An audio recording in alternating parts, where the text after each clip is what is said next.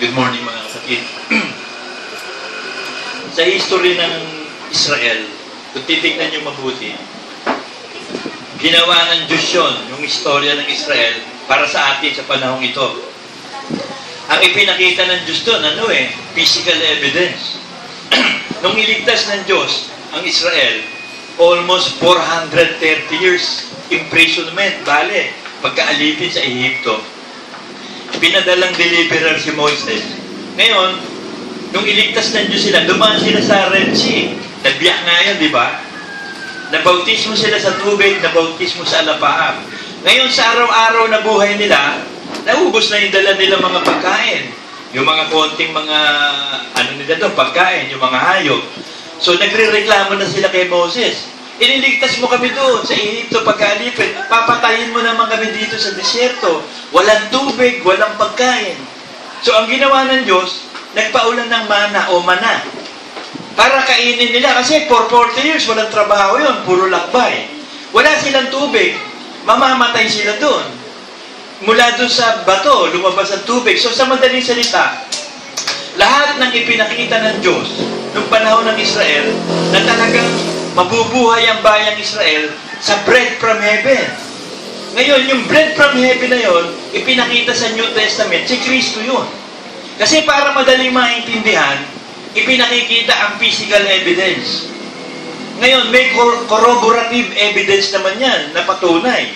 Ngayon, pagdating dito sa New Testament Church, sa pagpapatotoo ng Diyos tungkol sa salita ni Kristo, pupuntahan mo yung Old Testament, makikita mo. Halimbawa, yung pakikipagyera.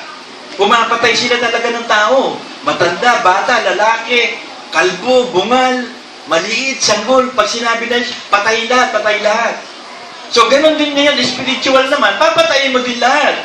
Hindi ka magbe-baby ng maliit na kasalanan o masamang espiritu. Ngayon, ang portrayal mo, puro masamang espiritu ngayon Uubusin mo lahat ng masamang espiritu sa buhay mo. Kakain ka araw-araw ng mana o mana, iinom ka ng tubig sa bato. So, yun yung church in the wilderness Ngayon, nandun din tayo sa wilderness, sa mundong ito, nabubuhay tayo dito, kailangan ng patnubay. Kailangan pa rin natin ng tubig sa bato at ang mana. At yan ay si Kristo nga. At yan ang mensahe sa atin ng Panginoon na, eat the bread that comes from heaven to live and have eternal life. Sabi sa John 6:32-35.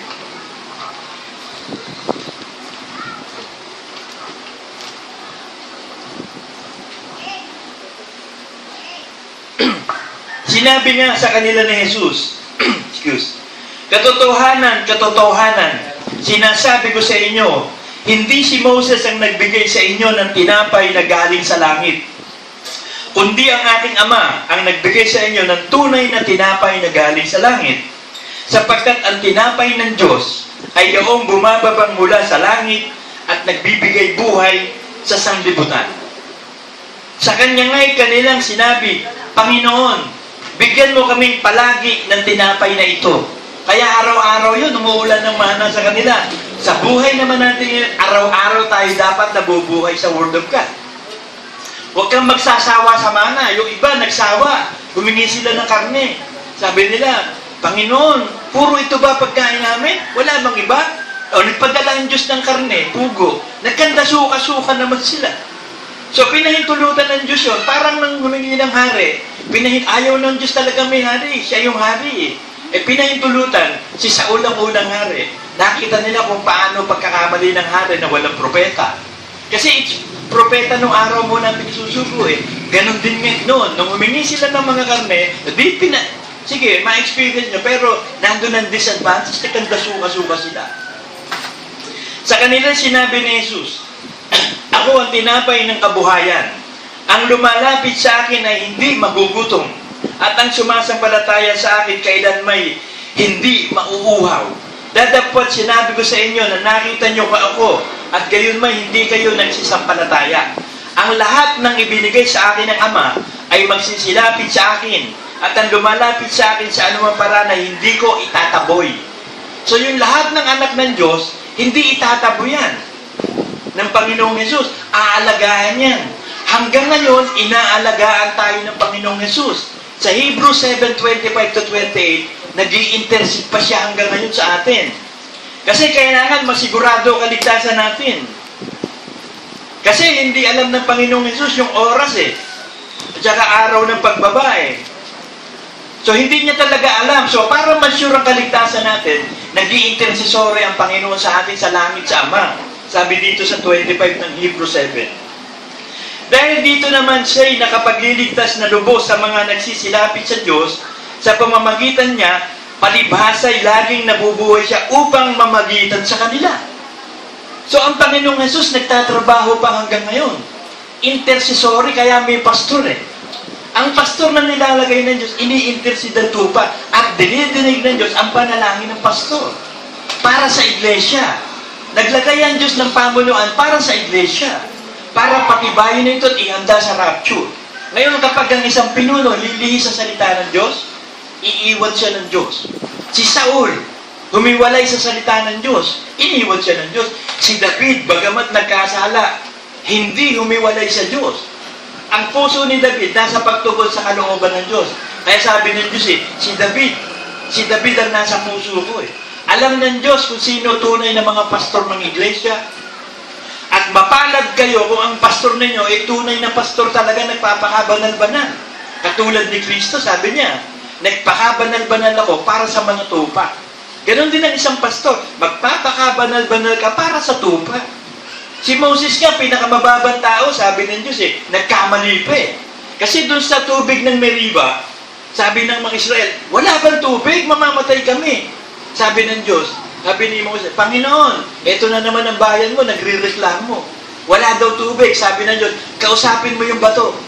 Maglalagay ng tubig. Sa galit ni Moses.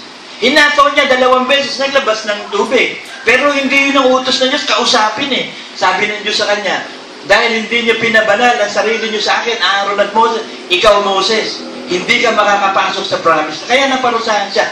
Pero siya yung pinakamababa talaga. Wala nang pinakamababang nakitang tawad Diyos kundi si Moses. Ganon din tayo kung paano magpakumbaba. Si Kristo nagpakumbaba, namatay sa krus, naghirap, nagtiis, para masunod lang ang kalooban ng Ama. So nakikita ngayon sa atin kung sino yan. Sino sa inyo yung tunay na mababa, na magtitiis, na susunod sa kalooban ng Diyos hanggang wakas. Kasi ang iglesia ito dadaan sa bautismo sa apoy. Yung 1/3 na natira na Palatio Church, dadaan tayo sa bautismo sa apoy para malaman kung sino talaga totoo. Kasi alam nyo, napakaliit ng New Jerusalem Church. Yung bahay ng Ama sa Third Heaven, napakaliit. Kasi laki lang ng United States. Pag pinag-aaralan ko, ang populasyon sa United States, halos 1 billion lang. So, 1 billion lang ba ang maliligtas? I-minus mo pa doon yung mga maraming bahay, marami tayong bahay doon. Malapit na tayong dali ng Diyos doon. Itatago tayo ng Diyos. Sa Isaiah, sabi, 26:21.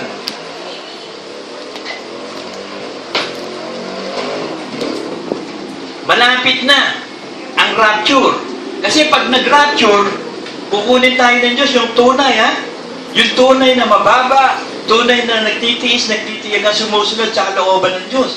Kukunin yun, ilalagay sa kwarto niya. May kwarto tayo sa langit. Palalampasin yung 7 years of tribulation, nakatago tayo doon, sabi dito. Isaiah 26:20-21. Ikaw ay parito, bayan to. Pumasok ka sa iyong mga silid. Madaming silid sa langit. At isara mo ang iyong mga pintuan sa palibot mo. Magkublik ng sandali hanggang sa ang galit ay mga lampas. So may galit ang Diyos yung wrath of God kung tawagin. Sa tribulasyon, biruin nyo, yung plagues na naganap doon sa panahon ng Paraon.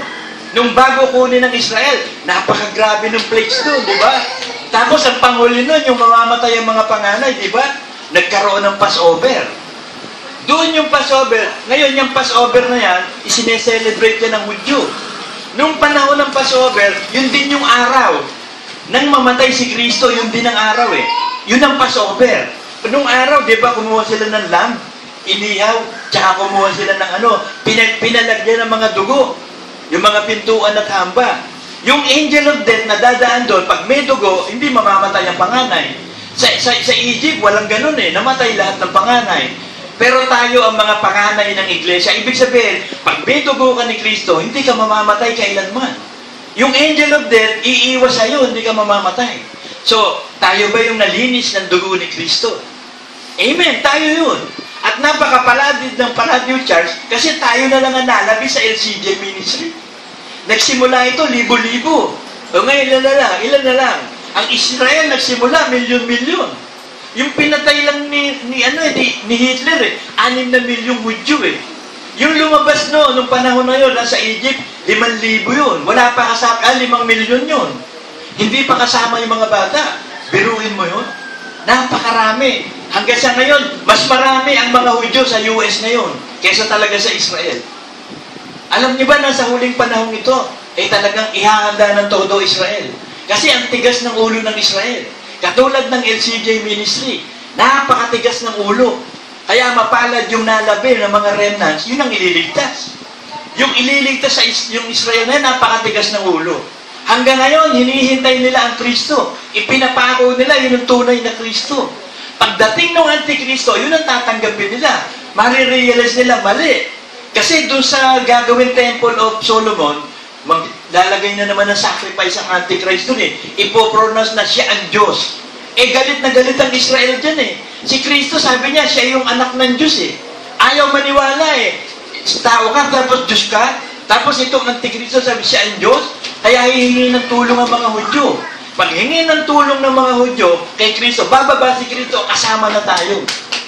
Yun yung pagkatapos ng 7 years of tribulation, bababa tayo, magkakaroon na 1,000 taong paghahari tayo kasama ni Kristo dito sa lupa. So, inihahanda tayo ng Diyos na mabuti.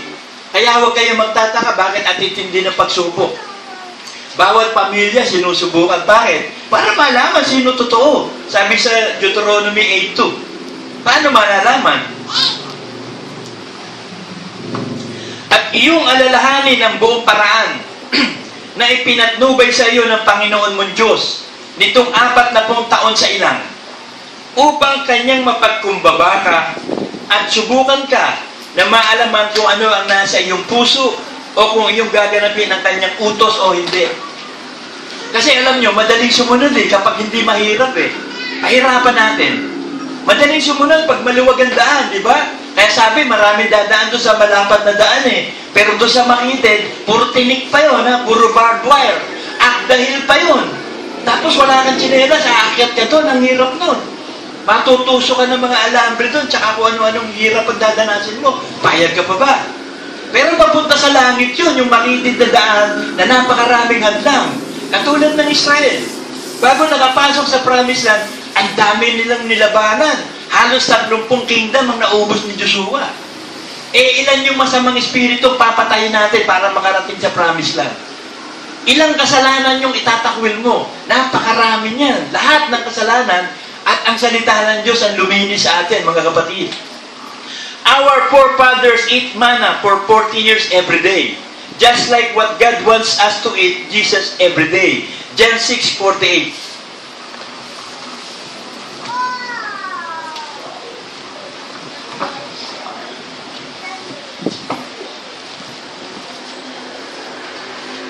Ako ang tinapay ng kabuhayan.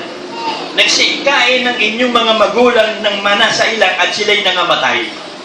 Ito ang tinapay na bumabanggaling sa langit upang ang taong makakain ay huwag mamatay. Ako ang tinapay ng buhay na bumabanggaling sa langit. Kung ang sino man ay kumain ng tinapay na ito, siya'y mabubuhay magpakailanman. Oo, at ang tinapay na aking ibibigay ay ang aking laman sa ikabubuhay ng sanlibutan. Kaya nung araw, sabi ng mga Hudyo, ano ba itong aral na to? Kakainin ng laman ni Kristo, inumin ng dugo? Ang bigat nito, tumalikod na sila. Sabi sa John 6:63, ang Espiritu nga ang bumubuhay sa laman ay walang anumang pakinabang. Ang mga salitang sinasalita ko sa inyo ay pawang Espiritu at pawang buhay. Dadapat may ilan sa inyo na hindi nagsisampalataya sapagkat talastas ni Jesus buhat pa ng una kung sino-sino ang hindi magsisisampalataya. At kung sino ang kanyang magkakanulo. At sinabi niya, dahil dito'y sinabi ko sa inyo na walang tao makakalapit sa akin maliban na ipagkaloob sa kanya ng Ama. Dahil dito'y marami sa kanila sa mga alagad at ay nagsitalikod at hindi na nagsisama sa kanya. 666. Kung makikita nyo, ang Antikristo, yung mga lumabas sa iglesia. Yung mga humiwalay. Pag titignan nyo yung John 666, yun. Kung may Bible kayo, tignan nyo yung John 666. Hindi ito nagkataon lang, ano? Gawa ito ng Diyos. Kahit yung paglalagay ng number na yan, supported ng Diyos yan. Biruin nyo, 36 to, John 666. Dahil dito'y marami sa kanilang mga alagad ay nagsitalikod at hindi na nakisama sa kanya. Nasa 1 John yan eh. 1 John 2:19 to 20. Yung Antikristo, yung humihiwalay. Yung lumalabas ng iglesia. Sa 19 naman ng Jude, yung mga humihiwalay, walang Espiritu Santo. Sabi, tignan natin ha.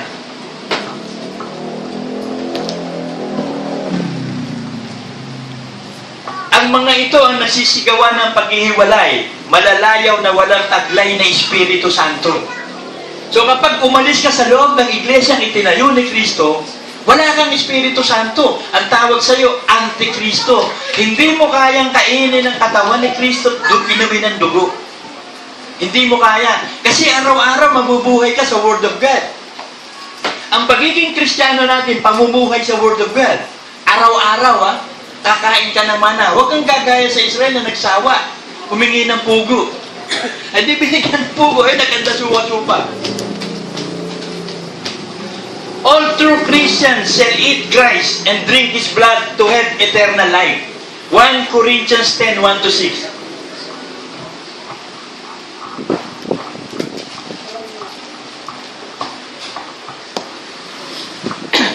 Sapagkat hindi ko ibig, mga kapatid, na di ninyo maalaman na ang ating mga magulang ay nagpasailalim ng alapaap at ang lahat ay nagsitawid sa dagat at lahat ay nabautismuhan kay Moses sa alapaap at sa dagat. So nabautismo sila sa Espiritu sa alapaap, nabautismo sila sa tubig sa dagat. Sa panahon natin ngayon yan, kailangan baptize ka sa Spirit, baptize ka sa tubig. Kailangan dadaan ka talaga sa mga pagsubok. At lahat ay nagsikain ng isang pagkain din ayon sa Espiritu. At lahat ay nagsiinom ng isang inumin din ayon sa Espiritu. Sapagkat nagsiinom sa batong ayon sa Espiritu na sumunod sa kanila at ang batong yaon ay si Kristo. Noon pa man, kasama na nila si Kristo, yung bato. Yung bato na yun na kinakausap ni Moses, si Kristo, naglalabas ng tubig. Ngayon, si Kristo naglalabas din ng tubig. Yung mga salitang aral niya, yun ang tubig. Malilinis na kayo sa pamamagitan ng salita, sabi. Ang mga bagay na ito ay pawang naging mga halimbawa sa atin upang huwag tayo magsipagnasa ng bagay na masama na gaya man nila na nagsipagnasa. Yung iba gustong bumalik ng Egypt. Sabi nila, ano ba naman to? Puro mana, tapos puro tubig. Walang kakwenta-kwenta. Wala. Sa Egypt may alak, may mga juice, may mga fruits, may mga nuts, ang daming pagkain. Doon na lang kami. O ganun din ang panahon ng iglesia ngayon, di ba? Nagsasawa tayo sa mga bagay-bagay na ibinibigay ng Diyos sa atin. Naghahanap tayo ng iba. Samantalang sabi, the Lord is my shepherd, I shall not want. Ang Diyos ang aking pastor, hindi ako maghahanap ng anumang bagay. Kontento ko sa anumang bagay na sa akin, kontento ako. Sabi sa Philippians, in whatsoever state I am, therewith to be content. Pag natutunan mo na ang pagiging kontento, everything is okay. Wala, okay na. Okay na. Kasi ang susa yung pagiging kontento. Yung payapa ka, relax ka, dahil hindi ka naman taga rito sa lupa eh. Tagalangit tayo. Ang citizenship natin sa langit. Ngayon, habang nasa lupa, kakain ka ng salita ng Diyos para makapunta ka dun sa langit. Kasi ang salita ng Diyos nandun sa langit, hindi ka kumakain ng salita ng Diyos. Paano ka pupunta sa langit? Ang kinakain mo, yung gusto mong kainin. Pangkaraniwan pa naman, kapag mayaman ka, lahat ng kakainin mo, yun ang papatay sa iyo. Halos lahat ng masasarap eh. Yun ang pinagmumulan ng diabetes, lechon nga lang, high blood eh. Yun nga lang Peking duck eh. Akala ko, kinakain yung laman nun, pakakain sa amin. Ang isinerve sa amin, balat lang eh, ng Peking duck. Eh di kinain ko. Maya-maya, siguro 1 minute lang to 2 minutes, hilong-hilo na ako. Napakatindi ng cholesterol pala nun. Ng balat ng Peking duck. O lechon din, balat yun eh. Nasa balat kasi lahat ng sustansya. Kahit sa earth, yung surface of the earth, nandyan ang lahat ng sustansya. Kaya dyan nakatanim yung mga puno eh. Lahat ng puno. Galing tayo dyan sa sustansya ng earth, sa alikabok ng mundo. Dyan tayo galing. Kaya tingnan nyo, pag sinekap kayo, meron kayong manganese, may calcium, may copper, meron kayong kung ano-anong potassium, zinc sa katawan. Tingnan mo yung surface of the earth, may zinc, may potassium. Bakit? Doon tayo galing sa alikabok. Kaya ang kailangan kainin natin, yung nakakabit sa lupa, ano yun? Yung puno. Eh yung baka, kalabaw, naglalakad yun sa ibabaw ng earth eh. Tinatapakan ng lupa. Kaya talagang ang adaptable sa taong pagkain, gulay at prutas. Eh ang problema, matitigas ang ulo natin eh. Ang takot sa natin ng mga karne. Ginawa naman ng solusyon ng Diyos yun, sabi sa 1 Timothy. Nilinis niya lahat ng pagkain. Sa pamamagitan ng Word of God at panalangin, nalilinis ang pagkain. Kaya kung nakakasama man sa atin, dahil sumasampalataya tayo, nasusuporta. Pero, huwag kang careless driver. O yung ikaw hell driver na kain ka pa rin ng kain. May diabetes ka na, gustong-gusto mo pa, leche plan. Ang panghimangas mo lagi, chocolate. Tapos may high blood ka na, gustong-gusto mo pa ng balat, ng taba. Eh, sobra ka na. In-identify na nga may problema ka. Di solve ng problema. Pero yung mga bata, pwede pa eh. Kayong mga bata, samantalahin nyo habang bata. Kasi pagtandaan nyo, ang dami ng bawal. Ang dami ng hindi pwede. Ay, pero huwag kayong abuso. Sanayin nyo pa rin ang sarili nyo sa design ng Diyos. Sa prutas at gulay. Hindi, exercise, prutas at gulay. Yan talaga ang plano ng Diyos sa atin eh. Mag-exercise, galaw-galaw ang katawan. Kailangan igalaw mo. Kasi hindi ka naman ginawa ng Diyos, parang hindi gumalaw eh. Gagalaw ka ng gagalaw, tapos ang kakainin mo, mostly, dapat 2/3 na pagkain mo dapat, mga halaman, tsaka prutas. Yung 1/3, karne. Kasi maano rin yan, nilinis na rin yan eh. Basahin natin yung 1 Timothy 4.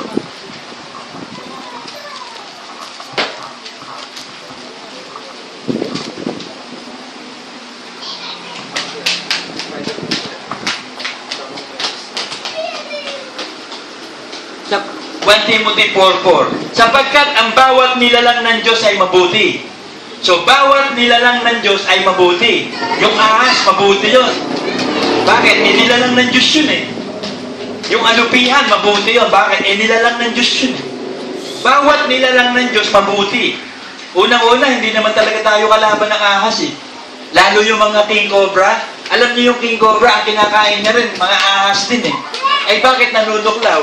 Natatakot siya kasi takot siya sa tao. Dumidepensa lang. Kaya nangangagat. Pero ang pagkain ng ahas, hindi naman tao eh. Ewan ko ito si Galeno. Sapagkat ang bawat nilalang ng Diyos ay mabuti at walang anumang nararapat na itakwil kung tinatanggap na may pagpapasalamat. 5. Sapagkat pinakababanal sa pamamagitan ng salita ng Diyos at ng panalangin. So ito yung ibinigay sa ating suporta ng Diyos.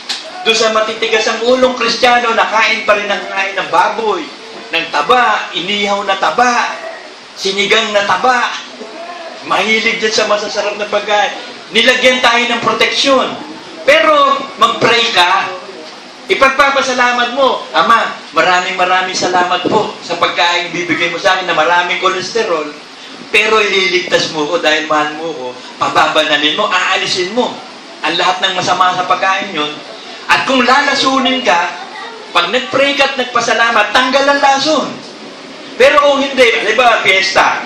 Ako, madalas mangyari sa akin sa fiesta, hindi ako nakakapag-pray eh. Pagdating ko sa amin, alam nyo, nagpupupurot ako. Eh paano? Lahat ng makita mo, kakainin mo. Nagrarambulan sa tiyan mo yun. Pag uwi mo, nagpupupurot. Bakit? Hindi ka nag-pray. Miski sa restaurant, pag kumakain kayo, minsan di kayo nagpe-pray. Diba? Oo, ang ginagawa, selfie picture. Meron kang iOS, meron kang Android, meron kang tab. Kagtulad ko, may tab. Ayan. May tab ako, bigay ni Ana. Kaya naka-record to eh. Balik tayo, balik. Ang salita ng Diyos kasi, pagkain ng kaluluwa. Sabi sa Deuteronomy 18:3.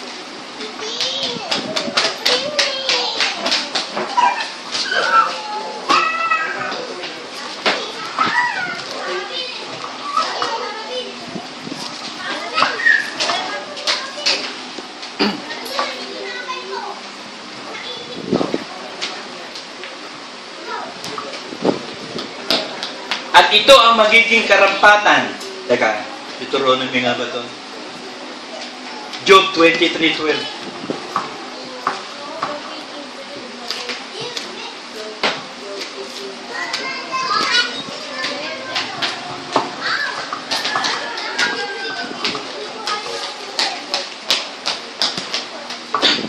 Ako'y hindi humiwalay sa utos ng kanyang mga labi. Aking pinagyaman ang mga salita ng kanyang bibig nang kaysa kailangan kong pagkain. So, mas importante yung Word of God kaysa sa pagkain ng tiyan. Kasi yung iba, ang Diyos nila, tiyan eh. Diba? Halos lahat ng tao, tiyan ang nagiging Diyos. Bakit? Eh di ba pag walang makain, nagpo-prostitute? Eh di ba pag walang makain, nang-hold up? O di ang Diyos mo, tiyan mo. Pero ang Kristiyano, kailanman hindi magugutom. Nasa Psalm 37:25 yan eh.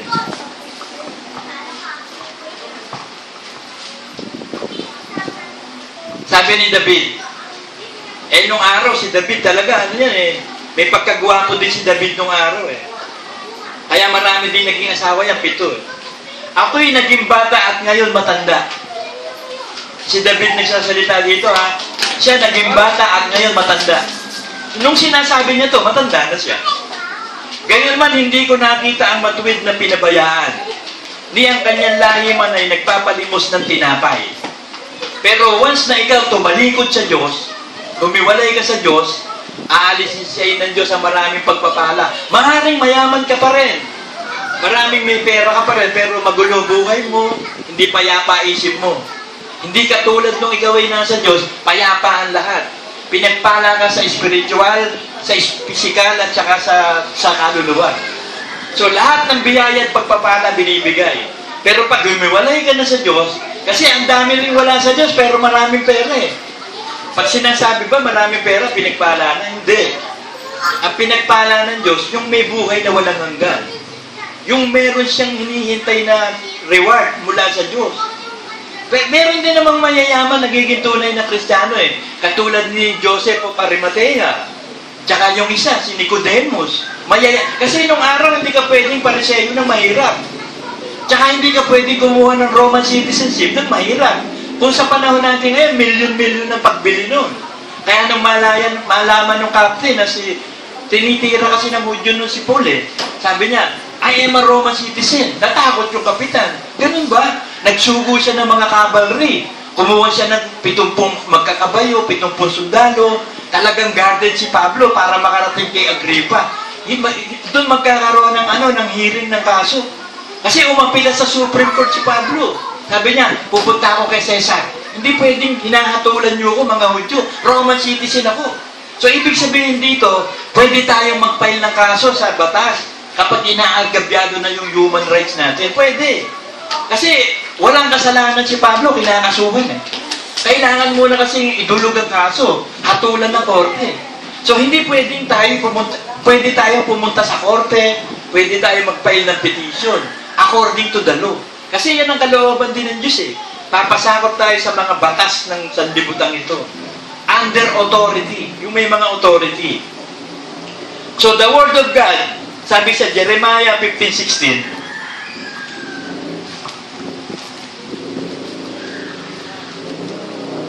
ang iyong mga salita ay nasumpungan at aking kinain. At ang iyong salita sa ganang akin ay katuwaan at kagalakan sa aking puso. Sapagkat ako'y tinawag sa iyong pangalan, O Panginoon Diyos ng mga hukbo. Nung ikaw ba tawagin ng Diyos, naging Kristiyano ka, binautismohan ka sa tubig, binautismohan ka sa Espiritu, binigyan ka ng kapangyarihan ng Diyos ng Espiritu Santo. Ikaw ba ay talagang mabubuhay sa Diyos? Kakainin mo ba talaga ang salita ng Diyos? Sa mamatay man o sa mabuhay, ready ka ba talaga? Kasi kailangan desisyonan mo yan eh. Kailangan ang salita ng Diyos nasa puso mo. Ikaw ba tapat na? Magiging tapat ka ba hanggang wakas? Dahil kung hindi rin lang, huwag ka na mag-Kristiyano. What's the use?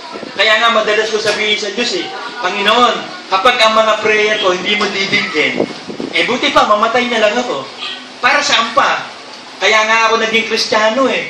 Kaya ako nagpapakahirap para na sa ganon, meron ako relationship sa'yo, didinggin mo yung mga dalangin ko, lalo-lalo na sa iglesia.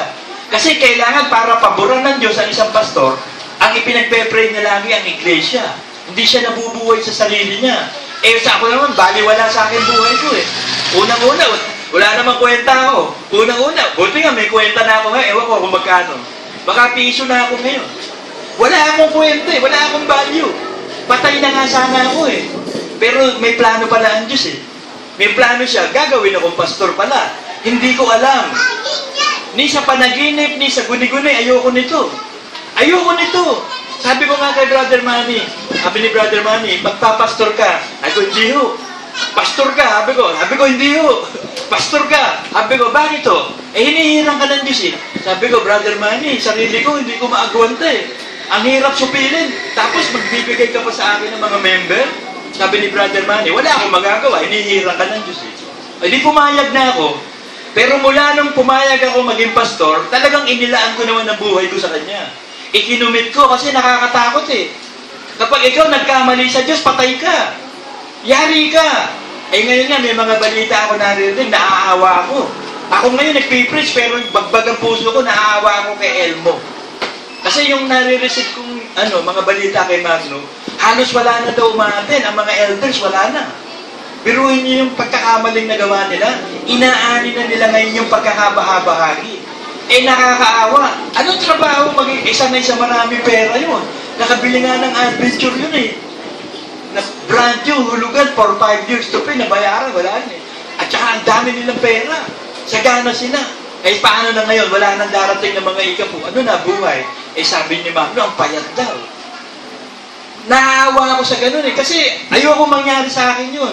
Kaya ang prayer ko, Panginoon, kung hindi ako magiging totoong Kristiyano, patayin mo na ako. Patayin mo na, para maligtas na ako. Sabi sa Isaiah 57.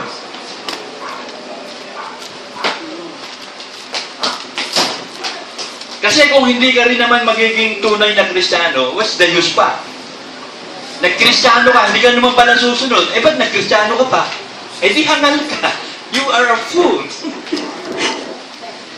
Sabi dito, ang matuwid na namamatay at walang taong nagdadamdam at ang mga taong mahabagin ay pumapanaw. Walang gumugunita na ang matuwid ay naaalis sa kasamaan na darating. So kung magiging masama ka sa pagdating ng panahon, magiging masama ka, hindi ka malilitas. Dapat itong araw na ito, napamatay ka na. Kaso ang pumapatay ang Diyos. Hindi naman si Satanas eh. Lalong hindi ikaw. Sa Ecclesiastes 8:8. Tayo mag-8:8.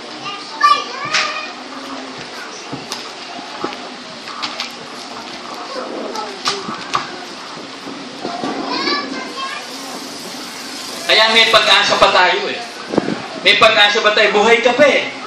Kung hindi ka pa masunurin talaga ngayon, may oras pa para maging masunurin. Kasi sabi sa Ecclesiastes, mabuti pa yung buhay na aso eh, kaysa sa patay na na leon eh.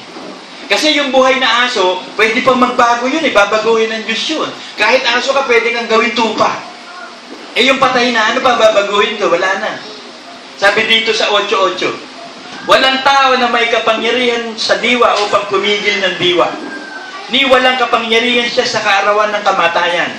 At walang dahilan sa pakikipagpunjangin niya o ni mailigtas siya ng kasamaan at taglay niya. So wala tayong ding kapangyarihan sa espiritu. Halimbawa, ang gusto mo sa anak mo ay magdesisyon na ito gawin mo. Wala kang kapangyarihan, siya pa rin na magdidesisyon. Kahit turuan mo ng turuan yan, sabihin ng tama, siya pa rin na magdidesisyon. Bakit? May free will eh. Wala tayong kapangyarihan sa diwa at sa kamatayan. Yan tayo, wala tayong kapangyarihan dyan. Ang Diyos ang may kapangyarihan baguhin ng diwa. Meron siyang kapangyarihan baguhin ang isip mo. Kung lalapit ka sa Diyos. Kung mananampalataya ka sa Diyos, lahat ng kasalanan mo malinis. Bakit? Nilinis ng dugo ni Kristo. Kaya nga ang halimbawa nung panahon na yun sabi ng Diyos sa kanila, sige maglagay kayo ng mga dugo sa hamba, sa pintuan, para pagdaan ng angel of death, hindi kayo mamamatay yung firstborn. Aanis yun. Sa Egypt wala walang dugo Persecutor pa sila ng dugo di patay lahat ng firstborn. O doon na nagpumayag yung Paraon, sabi niya, ang Diyos ni Moses, yung tunay na Diyos. Sige, larga na kayo, lahat kayo, lumarga. Sabi na naman ni Satanas, habulin mo. Habulin mo ba? Wala kayong alipin. Sino gagawa ng mga gawain building niya? Habulin mo. Di habol. Pagdating sa Red Sea, dead-ended. Bakit? Bakit pinahabol? Gusto ng Diyos ipakita yung kapangyarihan niya na siya yung Diyos talagang tunay. Bibiyakin niya yung Red Sea. Ocean divided by two. So, nagturo ang Diyos ng division. Ocean divided by two, nahati eh. Si Kristo nagturo ng multiplication. Di ba nagbigay siya ng tinapay sa 5,000? May natira pa. Nagturo din ng subtraction eh. May natira pa eh. Multiplication, dumami tinapay, tsaka yung mga isda. Oh. Lahat ng bagay sa buhay natin, ang Diyos ang nagturo. Lahat ng bagay na nagaganap sa atin, may kapahintulutan ng Diyos. So, napakahalagang sumampalataya ka sa Diyos. Umasa ka sa Diyos, ang buong universe siya nagpapagalaw. Kung ano desisyon niya, yun ang mananaig. O sino lalaban sa inyo kung nasa inyo ang Diyos? So, ang gagawin mo lang, sumampalataya, maging matapat hanggang wakas. Para yung Revelation 14:13, 14:12-13 mangyari sa atin. Bago mangyari yung 13, magyayari muna dapat yung 12. Dapat sa 14:12, pasado ka na. Para sa 13, pasado ka. Babasahin ko. Revelation 14:12-13. Narito ang pagtitiyaga ng mga banal. O tanong, matiyaga ka ba? Banal ka ba? Ang banal, yung nalinis ng dugo ni Kristo, lahat ng kasalanan, banal ka na. Hindi ka na marumi. Ang mga nagsisitupad sa mga utos ng Diyos. So yun daw ang matiyaga, yung nagsisitupad sa utos ng Diyos, ng pananampalataya kay Jesus. So susunod ka sa utos ng Diyos sa pamamagitan ng pananampalataya kay Jesus. Yung iba sumusunod sa Diyos pero hindi pananampalataya kay Jesus. Ayon sa kabutihan nila, ayon sa gusto nila. O sumusunod ako sa Diyos, pero ayon ba sa pananampalataya kay Jesus? Tapos yung 13, ito na mangyayari. At narinig ko ang isang tinig na mula sa langit na nagsasabi, isulat mo mapapalad ang mga patay na nangamatay sa Panginoon mula ngayon. O sinasabi ng Espiritu upang sila'y magpahinga sa kanilang mga gawa sapagkat ang kanilang gawa ay sumusunod sa kanila. So may ebidensya. Kaya sabi sa 17:14 naman, yung magtatagumpay, makikipagbaka ang mga ito laban sa kordero at sila'y dadaigin ng kordero sapagkat siya'y Panginoon ng mga Panginoon at Hari ng mga hari at ng mga kasama niya na mga tinawag at mga pili at mga tapat ay mananaig din. So kung ikaw ay tinawag, pinili ka, kailangan tapat ka para manaig ka. Kasi pupunta doon, susunod yung mga gawa eh. Merong physical evidence. May corroborative evidence na ikaw ay tunay na sumunod. Kaya ang ginawa ng Ama, nagsample siya sa Old Testament ng lahat na physical evidence. Para madaling maintindihan, pinapatay niya yung lahat ng kalaban. Ngayon, naiintindihan natin. So, lahat ng kalaban natin, hindi tao. Masasamang espiritu. So, papatayin lahat. Wala kang ititira kahit cute na masamang espiritu, hindi mo ititira. Merong mga cute kasi, katulad nung yung pagkukunwari, cute yun eh. Nagkukunwari ka, cute. Hypocrisy, cute yun. Papatayin mo lahat siya masamang espiritu. Uubusin mo lahat. Para makarating ka sa promised land, patay lahat. Nagbigay ng halimbawa, araw-araw kakain ng mana, iinom ng tubig sa bato. Sabi sa 1 Corinthians, yung si Kristo, araw-araw, kakain ka ng salita ng Diyos, iinom ka ng tubig sa bato. Ano ba yung tubig? Nasa Ephesians yun. Ephesians 5:26 ba? 27.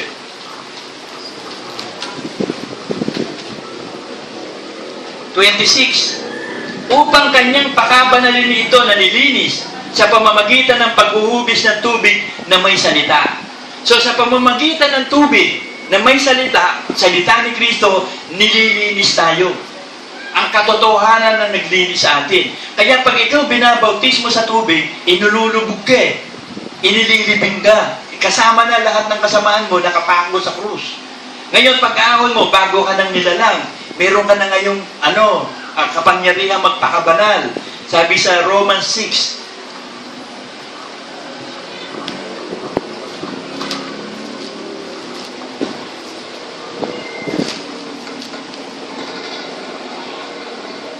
Romans 6:6, na nalalaman natin na ang ating datihang pagkatao ay kadakip niyang napako sa krus upang ang katawang salarin ay magiba. At nang sa gayon, huwag na tayong maalipin pa ng kasalanan. Sino yung culprit? Sino yung salarin? Yung katawan. Yung katawan, nandyan ang lahat ng kasalanan. Kaya tayo minsan nagkakasala dahil sa katawan. Pinahintulutan natin ang katawan maghari. Pero kung pipigilan mo ang laman, hindi maghahari ang kasamahan. May mangyayari na meron kang bunga sa ikababanal. Sabi, 6:22 ng Romans. Dadagpat ngayon mga laya na kayo sa kasalanan at naging mga alipin ng Diyos, kayo'y mayroon inyong bunga sa ikababanal at ang wakas ang buhay na walang hanggan. So, ang isang tao na hindi pa nagiging Kristiyano, hindi pa nalibabanal, hindi pa nalilinis, hindi pa naipapako sa krus ang dating pagkatao niya. So, alipin siya ng dating pagkatao. Ang datihang pagkatao, hindi naman nawawala, nandyan palagi. Gagawa lang ng sa 1 Peter yata yun, 1 Peter 3:21. Na ayon sa tunay na kahawig ngayong nagliligtas, sa pakatwid bagay ang bautismo, hindi sa pag-aalis ng karumihan ng laman. So, nung linisin tayo ng Diyos, hindi kasamang nalinis yung katawan, ha? Yung espiritu at kaluluwa lang ang nalinis. At mula doon sa espiritu at kaluluwang yun, gagawa ng malinis na konsyensya. Hindi sa pag-aalis ng karumihan ng laman, kundi sa paghiling ng isang mabuting budi sa Diyos, sa pamamagitan ng pagkabuhay na maguli ni Jesucristo. So, nung mabuhay na maguli si Kristo, kasama tayo na buhay na maguli. Gagawa ang Diyos ng malinis na budi sa atin. Malinis na konsyensya. Yung malinis na konsyensya, ikaw ang nakakaalam nun. Kasi ikaw ang magdidesisyon. Hindi mo pwedeng lokohin ang sarili mo. Sarili mo na, lolokohin mo pa. Di, paano yun? Sarili mo na, niloko mo pa. Di lahat lolokohin mo. So, huwag ka manloko sa sarili mo. Maging totoo ka sa sarili mo. Kung hindi mo kayang maging totoo sa sarili mo, huwag kang mag-Kristiyano. Amen? Atayin ko muna ito. Hindi pala na-take yung umpisa. Hindi ko naman uulitin yun. Wala nang take 2. Parang yan pananampalataya. Walang take 2. Take 1 lang. So, ituloy natin ito. Are you a finisher? Yun ang tanong sa atin ng Panginoon. Are you a finisher? Kasi alam nyo sa marathon, kapag nagkaroon ng marathon, madami kayo dun eh. May bayad yun. Kasi binibigyan ng presyo ang mananalo dun eh. Ngayon, kapag ikaw naging finisher, bibigyan ka ng pinakatinatawag na t-shirt, may nakalagay doon, the finisher. Tapos kung ikaw ang first prize, may first prize. Ewan ko kung may trophy pa ba yun? Medal lang. So, ibig sabihin, napakahalaga nung manalo ka sa larangan ng finishing na yun. So, hindi mahalaga yung pagsisimula eh. Ang mahalaga yung pagtatapos. Sabi sa Ecclesiastes 7:8.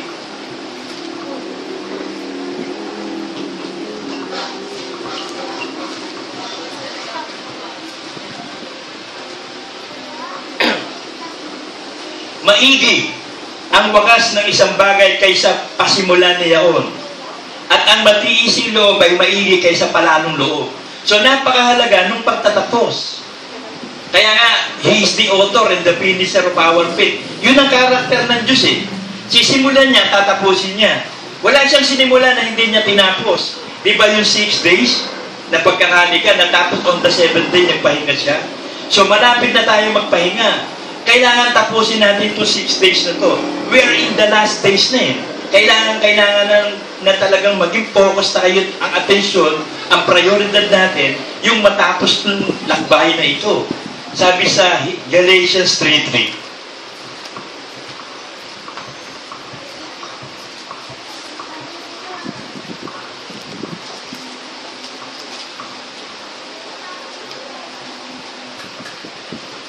Napakamangmang na baga kayo? Kayo nagpasimula sa Espiritu, ngayon magpapakasakdal kayo sa laman? You begin in the Spirit and you end up in the flesh? Maraming ganyan sa iglesia natin. Nagsimula sa Espiritu, natapos sa laman. Pero tayo nalalabi, hindi tayo magtatapos sa laman. Makikipagbaka tayo na mabuting pakikipagbaka ng pananampalataya. Nasa 2 Timothy 4:7 yun. Sabi ng Hebrews 10:38,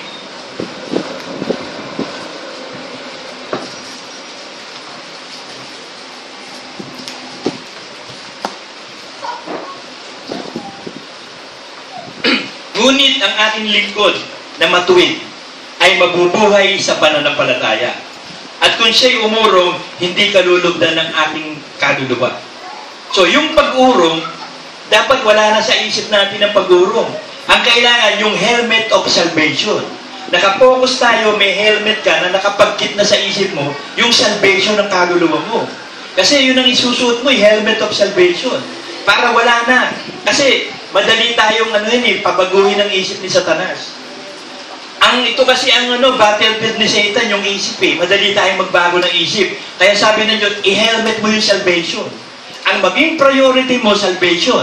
Para lagi nasa isip mo ang salvation. So lahat ng gagawin mo, lahat ng bibigyan mo ng attention para sa salvation. Kasi meron ka ng helmet of salvation. Sabi ng Hebrews 3:6,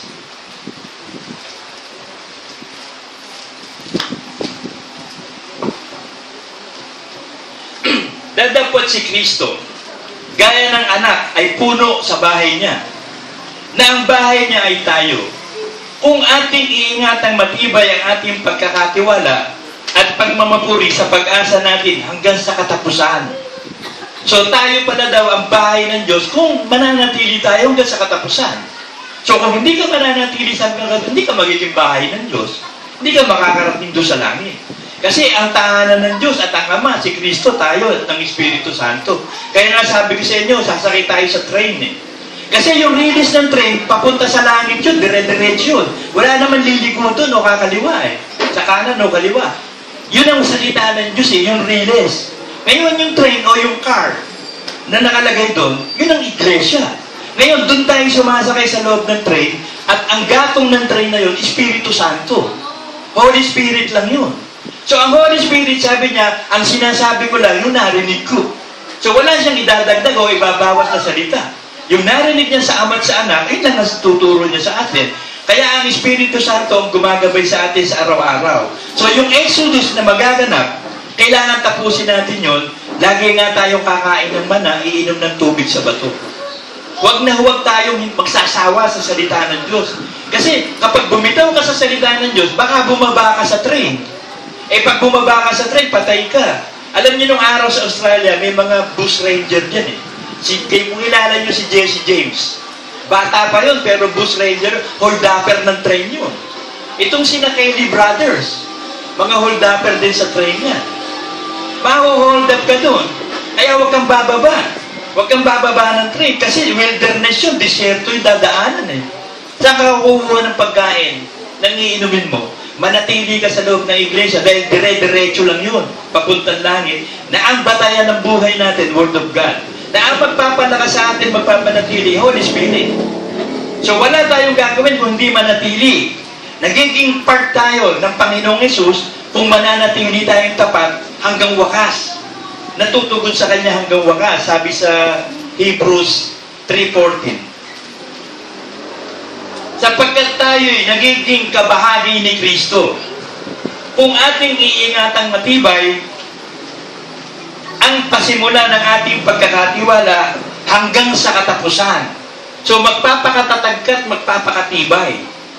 Huwag na huwag kang papayag sa kalaban na sumuko o umurong.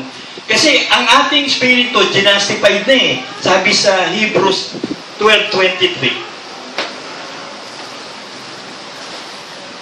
Sa pangkalahatang pulong at iglesia ng mga panganay na nangatal sa langit at sa Diyos na hukom ng lahat at ng mga espiritu ng taong ganap na pinasakdal.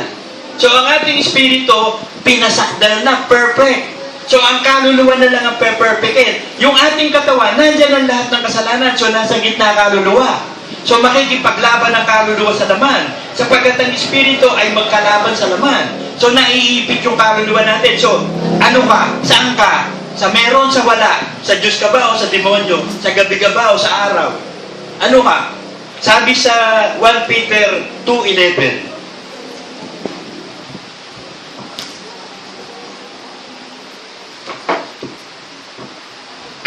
Mga minamahal, ipinamamanhi ko sa inyong tulad sa mga nangingibang bayan at nagsisipaglakbay na kayo'y magsipagpigil sa mga masasamampitan ng laman na nakikipaglaban sa kaluluwa. So sa ating paglalakbay, papunta sa promised land, nakikipag-away ang kaluluwa sa laman. So pipigilan mo ang laman, sabi. Huwag kang papayag na kumilos ang laman pagkat kaya mo na. Meron ka ng bunga sa ikababanal at mapipigilan mo to.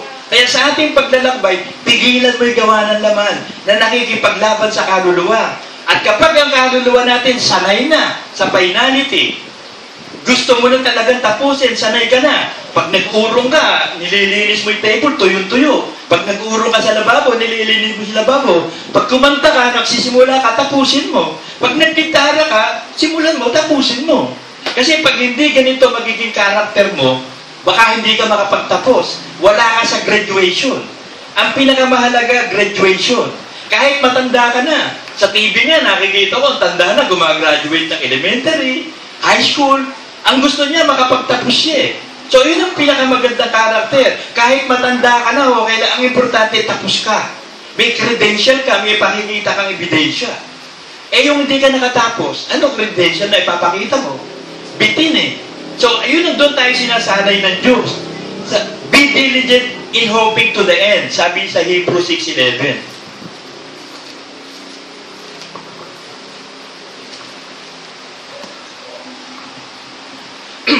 At ninanasa namin na ang bawat isa sa inyo ay magpakita ng gayon din sikap sa ikalulubos ng pag-asa hanggang sa katapusan.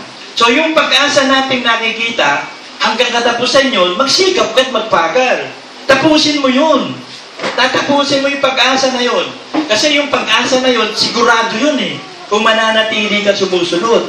Kasi we must be a finisher. You must be a finisher. Sabi sa 1 Corinthians 9:24.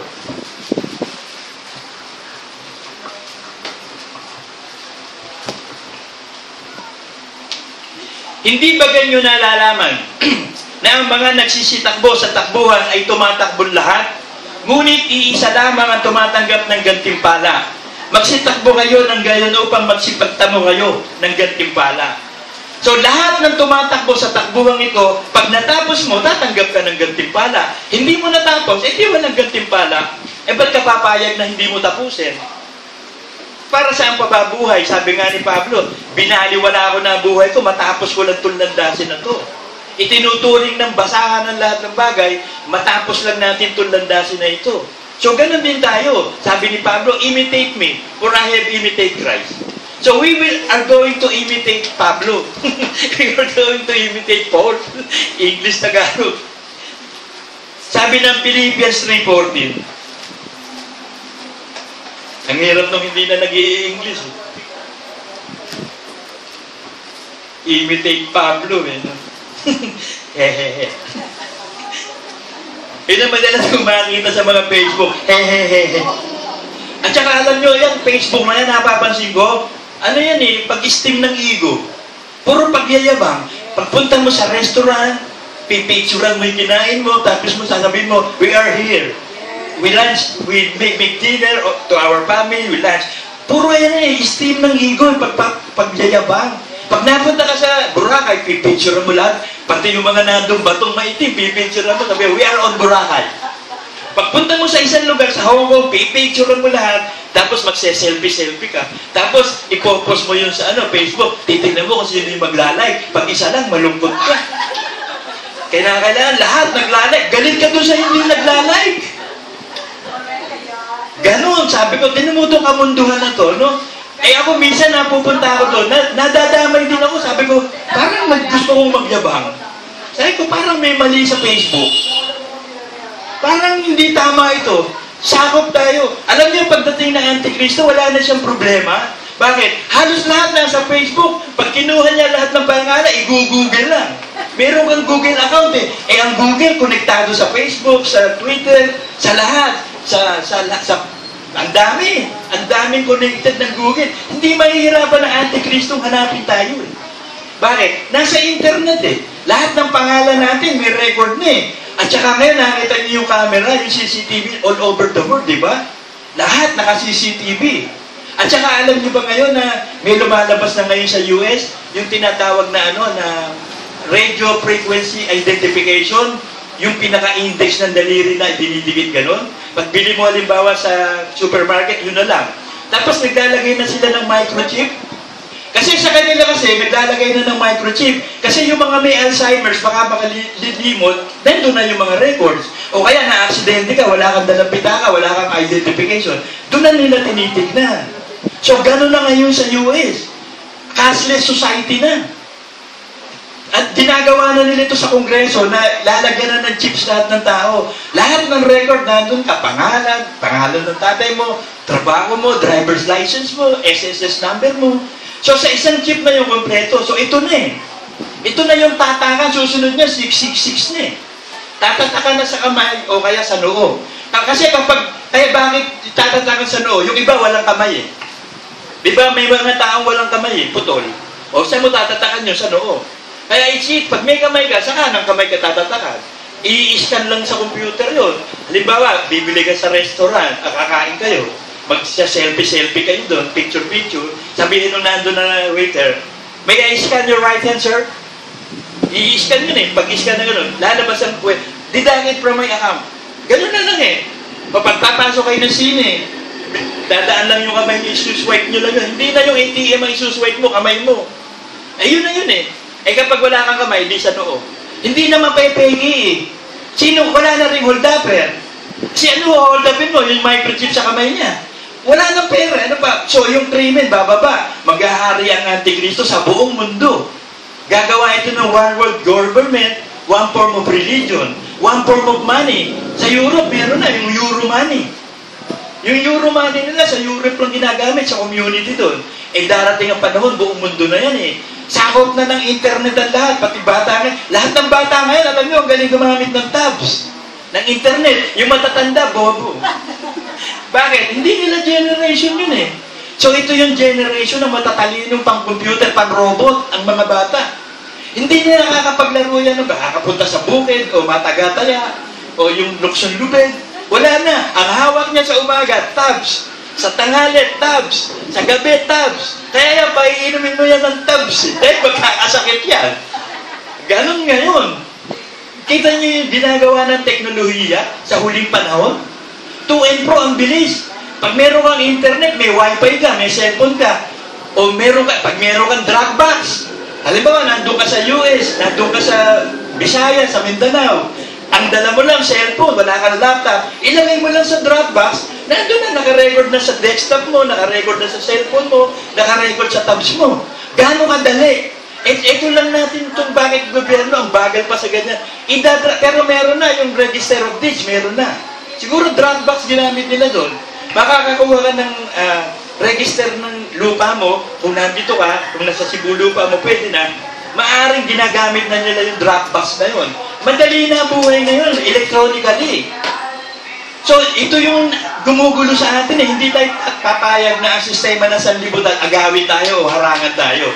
Magpapatuloy tayo, sasabay tayo. When you are in Rome, do what the Romans do. Naka-Facebook sila, di naka-Facebook tayo, huwag ka na magpo-post ng masama. Eh kasi maganda yung Facebook din eh, tsaka yung tabs eh. Kasi si Albert, si Didi, si Ana, si Janet, nasa abroad. Pag ito mamaya, nai-record ko na sa YouTube, ipapasok ko na sa Facebook yan, makakarating na sila yung mensahe. So maganda rin eh, nagagamit sa kabutihan itong teknolohiya na to sa huling araw. Kasi hindi sila nakakapakinig ng preaching, o nakakapakinig, para lang din silang nandito eh. Bubuksan lang nila yung Facebook nila, o kaya yung YouTube. Eh ako, hindi pa ako sanay, nag-aaral pa ako na kung ano-ano, eh bobo din ako sa computer, anong malay ko ba dyan? At para sa pagpapastor, anong malay ko ba sa pagpapastor? Buti na lang may Espiritu Santong nagtuturo. Yun ang pinakamalaga eh. Kasi naghahanap din ako ng mga turo sa internet na katulad ng aral ni Brother Manny. Talagang wala pa rin ako makita talagang revelation ng iba. Kahit may Brother Manny lang ako nakarinig ng revelation ng renovation. Yung pagkatapos mo mag-born again, justified ng Espiritu mo, i-renovate yung kaluluwa mo sa Titus 3:5.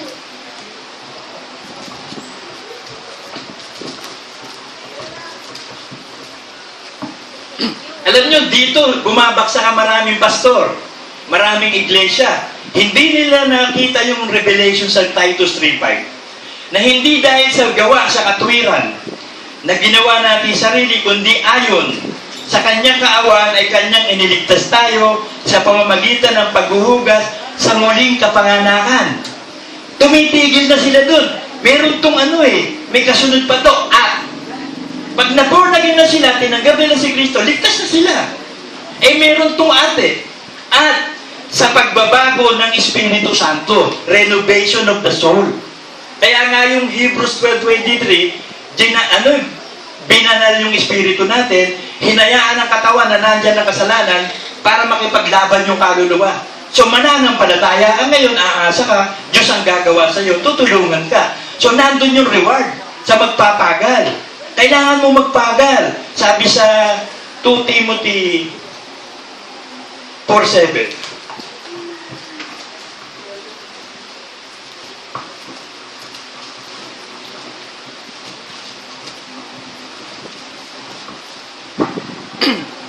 Sabi dito, nakipagbaka ako ng mabuting pakikipagbaka. Natapos ko na ang aking takbo. Iningatan ko ang pananampalataya. Kita niyo yung landasin ni Pablo. Natapos ko na, sabi ni Pablo, ang aking takbo. Kasi ang utos sa kanya, sa hentil siya, magiging apostol Guro at apostol ng mga hentil. Natapos niya talaga, takbuhin niya. Si Brother Manny natapos, kaya nga kinuha na Tayo hindi pa tapos, buhay pa tayo Pero habang buhay ka, bakit ka pa binubuhay? Ecclesiastes 12:13.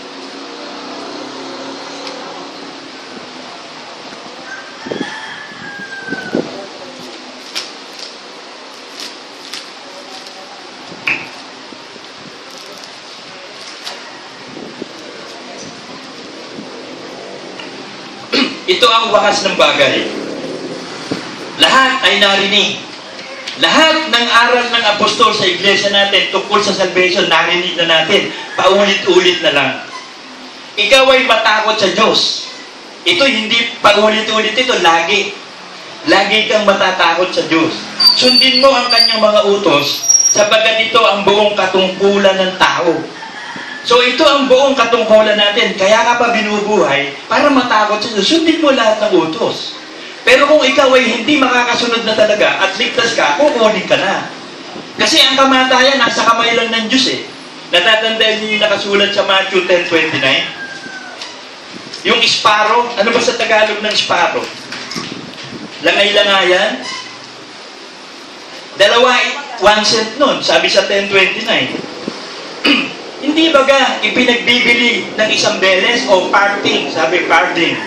1 parting. Ang 2 maya at kahit isa sa kanila hindi mahuhulog sa lupa kung hindi pahihintulutan ng inyong ama. So ang kamatayan, nasa kapahintulutan ng ama. So walang mamamatay sa lupa na hindi pinahintulutan ng Diyos.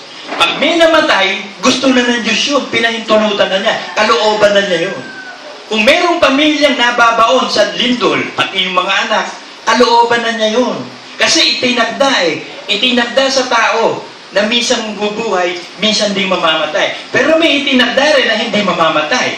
Pero merong itinagda talaga ang Diyos sa bawat tao na mamamatay. Pero kung matatakot ka sa Diyos at magsusumikap ka sumunod, pahahabain pa ang buhay mo. Nasa Hebrews 9:27.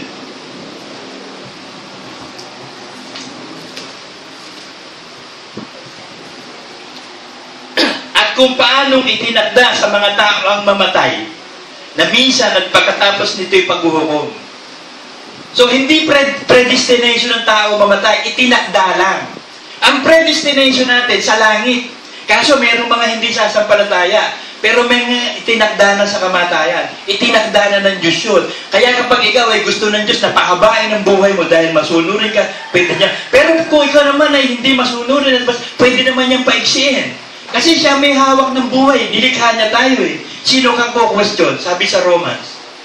Sino ka o tao ko-question sa Diyos? Nilikha ka lang niya Para kang alikabok na nilagyan ng tubig na hinulma na naging tao, iwinangi sa Kanya. Sino ka magsasabi, Panginoon, bakit ganito lang kapiraso buhay ko? Ito nga itinagda Kaya nga sabi ng Diyos mas mabuti pa sa tao. Yung nalaglag na yung tawag dito, nag-miscarriage kaysa nabuhay ka ng maraming panahon, hindi ka naman naging kaiga-igaya buhay mo. Sabi sa Ecclesiastes 6.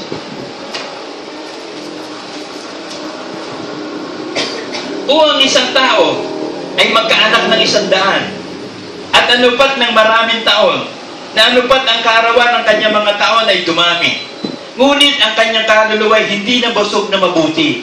So ito ang ginagawa ng Diyos sa atin, binubusog yung kaluluwa na mabuti, na magkaroon na ng kapayapaan, katahimikan, kaluwagan ng kaluluwa natin. Kasi nga, hirap na hirap ang kaluluwa sa laman nakikipaglaban sa espiritu. Ngunit, at bukod dito, wala siyang pampalibing. Aking sinasabing maigi pa ang isang naagas kaysa kanya. Mabuti pa daw yung nalaglag ka na lang nung ikaw ay ibago'y silang. Kaysa nabuhay ka na matagal, wala namang kwenta buhay mo. Yung kaluluwa mo, hindi nasiyahan. Hindi nabigyan ng kapahingahan. Puro trouble. Puro kasakitan na lang. Kasi sa lupa, meron tayong pagsasanayang hirap. Eh di ang kaluluwa mo, hirap na hirap doon. Pero pag naging Kristiyano ka na, binibigyan ng Diyos ng kapahingahan ng kaluluwa. Sabi dito sa 30 na Ecclesiastes. At inihilig ko ang aking puso na hanapin at siyasatin sa pamamagitan ng karunungan ang lahat na nagawa sa silong ng langit. Mahirap na pagdaramdam na ito ang ibinigay ng Diyos sa mga anak ng mga tao upang pagsanayan. So dadaan tayo sa maraming kahirapan. Kailangan masanay ka. Ibinigay ang Espiritu Santo sa atin para yung kaluluwa natin makapagpahinga sa hirap. Masanay tayo sa hirap. Kasi yung katawan natin dadaan sa hirap. Hindi katulad ng mga mayayaman. Yung mararaming pera, hindi sila masyadong nahirapan. Bakit? Eh yung gantimpala, tinanggap na nila. Hindi na sila masyadong nahirapan. Sa dami ng pera kasi sabi, nasosolve lahat ng problema. Sa dami ng pera ng tao. Eh tayo mga dukha, tinawag tayo ng Diyos para bigyan ng kaluwagan ng kaluluwa. Para nang sa ganon, yung labanang nagaganap ng sa paglalakbay natin, haharang kasi mga kalaban Katulad ng Israel, ang dami nilang pinatay na kalaban. Mga Midianites, mga Hebronites, ang dami, puro mga knights. Puro kalaban nila. Pero nakapasok sila sa promised land, di ba? Kasi nandun ang focus ang attention, yung pagtatapos ng ministeryong binigay sa atin o yung binigay sa ating landasin. We must be diligent. Ito lang ang pag-asa natin, yung perseverance, yung pagpapagal, pagtitiyaga. Sabi sa 2 Peter 3:14.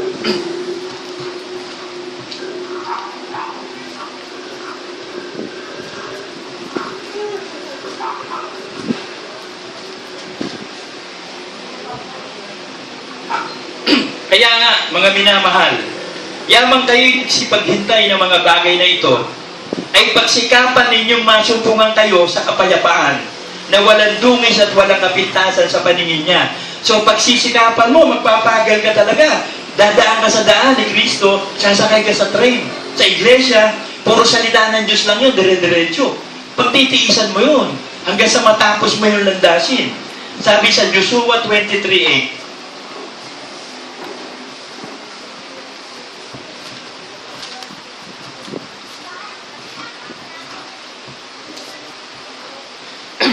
kundi lumakip kayo sa Panginoon ninyong Diyos na gaya ng inyong ginagawa hanggang sa araw na ito. So hanggang sa araw na ito, basahin natin uli yan bukas. Hanggang sa araw na ito. So the Word of God is always today. And salvation is today. Today is the day of salvation. Hindi salvation kahapon. Laging today. So itong araw na ito, ano kayo? Sabi ng message ng prophet, ano ba kayo? Ano ba talaga kayo? Kasi tayo magdidesisyon. Napakalapit na ng araw. Alam nyo yung lahat ng pinakikita sa mundo, sa internet, sa lahat, nakikita nyo na ang malapit na ang pagdating ng Panginoong Yesus. So, ang importante dito, yung handa ka ba?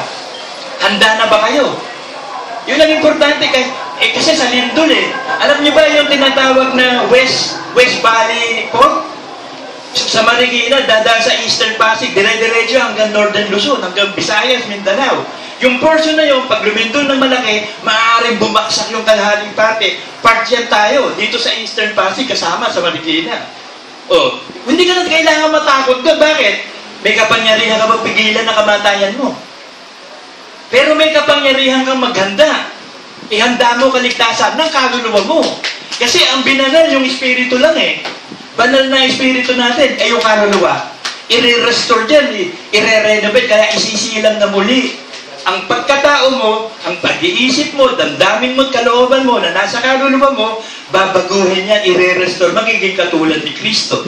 So, ikaw ba nagiging katulad na ni Kristo? May finality na ba?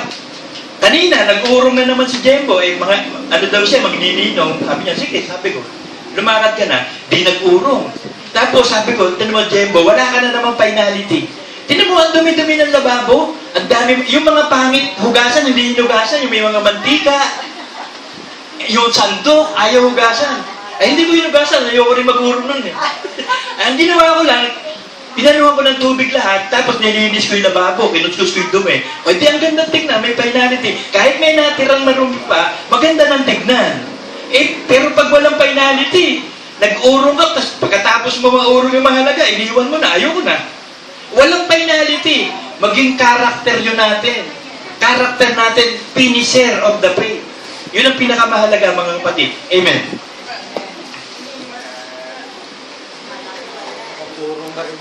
Ng inyong natutunan. Lubusin ninyo ang inyong pagkaligtas. Good morning, mga kapatid.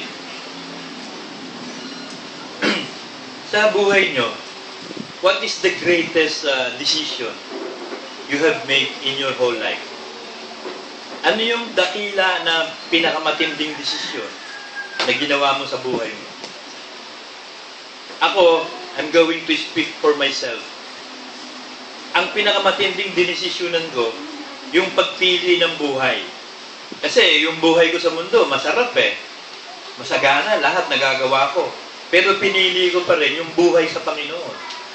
Tinanggap ko siya bilang Diyos sa tagapagligtas. Tapos yung second decision na greatest na ginawa ko, yung mag-resign ako. Nag-resign ako na talagang handa na ako sa Panginoon. Tinawag akong pastor. Handa na ako maglingkod. At yung third greatest decision ko, yung i-commit ko na talaga ang buong buhay ko sa Kanya. So ano to eh? Step by step eh. From faith to faith eh. Nung una, ang faith ko, ganun lang eh. Okay na sa akin yung member ako ng church, nag-iika po, naghahandog, sumasamba, nagbabasa ng Bible, sumusunod ng kaunti, malahiningan. Sumunod na yun, tinawag akong pastor. Nagdesisyon ako. Iiwan ko lahat. Ang daming nag-persecute sa akin, ang daming nag-counseling. Biruin mo, nung magre-resign na ako, ang dami kong counselor. Ako tinawag na counselor eh. Tapos ang dami kong counselor. Hindi ko inintindi yun. Yung mga sinasabi nila, siguro mga 20 years plus na, naglilingkod ako sa Diyos, hindi ako pinabayaan kahit ilang minuto, kahit ilang segundo, hanggang sa araw na ito. Ngayon, ang hinahanap na ng Diyos sa atin ngayon, yung desisyon, na talagang handa ka na talagang maglingkod, handa ka nang magpakabanal-banal, handa ka nang maging alagad. Alagad ka na ba ni Kristo? Sinusunod mo ba ang lahat ng dekreto ng apostol? Ikaw ba'y tunay na lingkod na ng Diyos? Sa kabanalan, susunod ka sa lahat ng utos ni Kristo? Yan ang greatest decision sa huling araw. Wala nang hihigit na decision dyan kasi kaligtasan yan eh. Ang prioridad mo, kaligtasan. Pero kaunti lang ang makakasumpong. Sabi nga nung message eh, kung sa Diyos ka, kung hindi, ayaw niya ng malahininga. Nasa panahon na tayo ng walang malahininga. At kaunti lang yung makakasumpong ng tunay na pananampalataya. Kaya, ikaw ba handa na? Kasi kailangan ikaw ang magdesisyon eh. Kausapin mo sarili mo, tanungin mo sarili mo, handa ka na ba? Kasi yan ang message sa atin eh. Few are there to find eternal life. Kaunti lamang ang makakasumpong ng buhay na walang hanggan. Alam niyo sa Bible, nakasulat yung length eh, yung area ng New Jerusalem. Yung 12 patong ng wall ng mga gems doon, at yung haba is 1,500 miles. Yung luwang nun is 1,500 miles. Yung taas nun is 1,500 miles. Cube yun eh.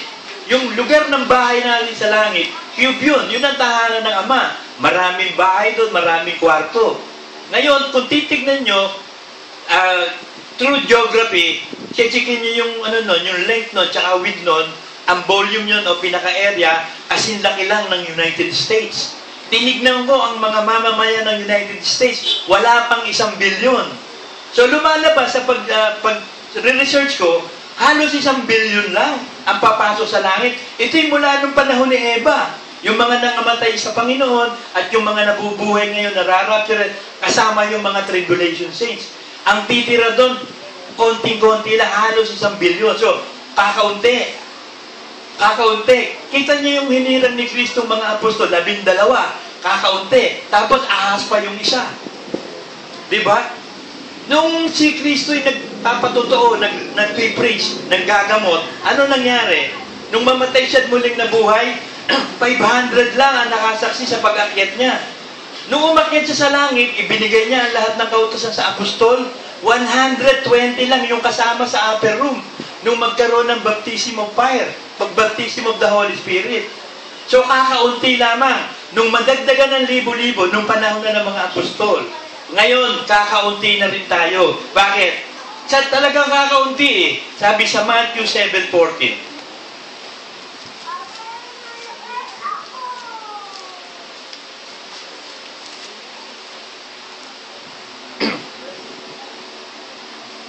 Sapagkat makipot ang pintuan at makitid ang daang patungo sa buhay at kakaunti ang makakasumpong noon. Hindi sinabi ng Diyos na marami makakaunti. Kaya kung kayo kasama doon sa kakaunti, kayo na yung pinagpalang tao sa lahat ng mga tao. Kasi kakaunti nga eh. Nakasulat din yan sa Luke 12:32.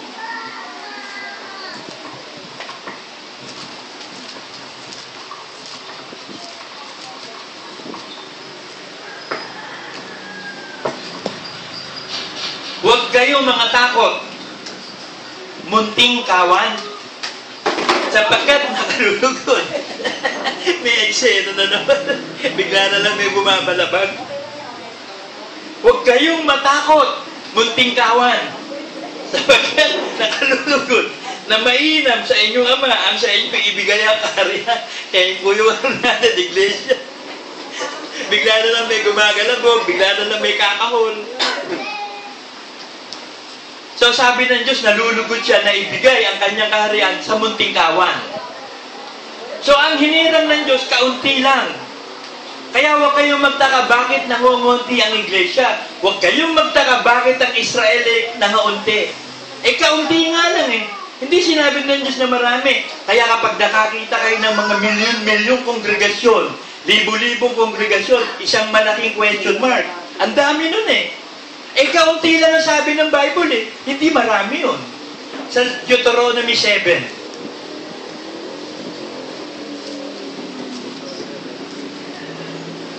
Deuteronomy 7:6-7. Sapagkat ikaw ay isang banal na bayan. Sa Panginoon mong Diyos, pinili ka ng Panginoon mong Diyos upang maging bayan sa kanyang sariling pag-aari, na higit sa lahat ng mga bayan, nasa ibabaw ng balat ng lupa. Hindi kayo inibig ng Panginoon, ni pinili kayo nang dahil sa kayo marami sa bilang, kaysa alinmang mga bayan, sapagkat kayo ang pinakamaliit sa lahat ng mga bayan. So ang bayan ng Diyos na pinipili niya, maliit lang. Yung isang iglesia na mahina. Kasi kung hindi ito maliit o mahina, hindi niya maipapakita kaluwalhatian. Kaya ang pinipili niya yung mahihina, yung mga dukha, yung mga hangal, para lumutang ang kapangyarihan ng Diyos. Kasi kung malakas ka na eh, hindi mo bibigyan ng pagkakataon ng Diyos gumawa sa buhay mo. Malakas ka na eh. Pero pag ikaw mahina, hihingi ka ng tulong eh. Kaya sabi ni Pablo, kung ako'y mahina, doon malakas ang Diyos sa akin. Habang napakaraming yung problema, habang inuusig kayo ng todo, yun ang mas maganda. Bakit? Nangihina ka eh. So, lalakas ang Diyos sa iyo. Kasi tatawag ka eh. Hihingi ka ng tulong. Ang Panginoong Hesus nga, nung nananalangin na siya, sabi ng Biblia, yung pawis na pumapatak sa kanya, parang dugo. Sapagkat nakita niyo yung future event na magaganap sa kanya. Ipinakita sa kanya ng Ama eh. Di ba sabi niya, pwede ba Ama, itong saron to medyo pas muna. Pero hindi. Hindi ang kalooban ko kung hindi ang kalooban ng Ama na nagsugo sa akin. So, hindi kalooban natin, kundi kalooban ng Diyos ang susundin natin. Yun yung greatest decision in life eh. Handa ka na ba talaga? Ibibigay mo sa Diyos ang lahat ha? Yung buhay mo, kinabukasan mo, asawa mo, anak mo, trabaho mo, lahat. Lahat ng nasa iyo, lalagay mo sa kamay ng Diyos. Kaya mo ba yun? Sabi ng Biblia sa Mark 9:23, kung kaya mo, lahat ng bagay may pangyayari sa Kanya na sumasampalataya. So, kakayanin mo, kaya mo, pagkat may kapangyarihan ibinigay eh. Ang hinahanap lang ng Diyos yung matapat na lingkod. Nais niya yun. Kaya ngayon, ang ginagawa niya para maging matapat lahat, konti lang. So, pumipili lang siya ng matapat. Yung tunay na binago. Kung hindi ka tunay na anak ng Diyos, mawawala ka sa iglesia. Nasa Matthew 13 yata yan. Teka.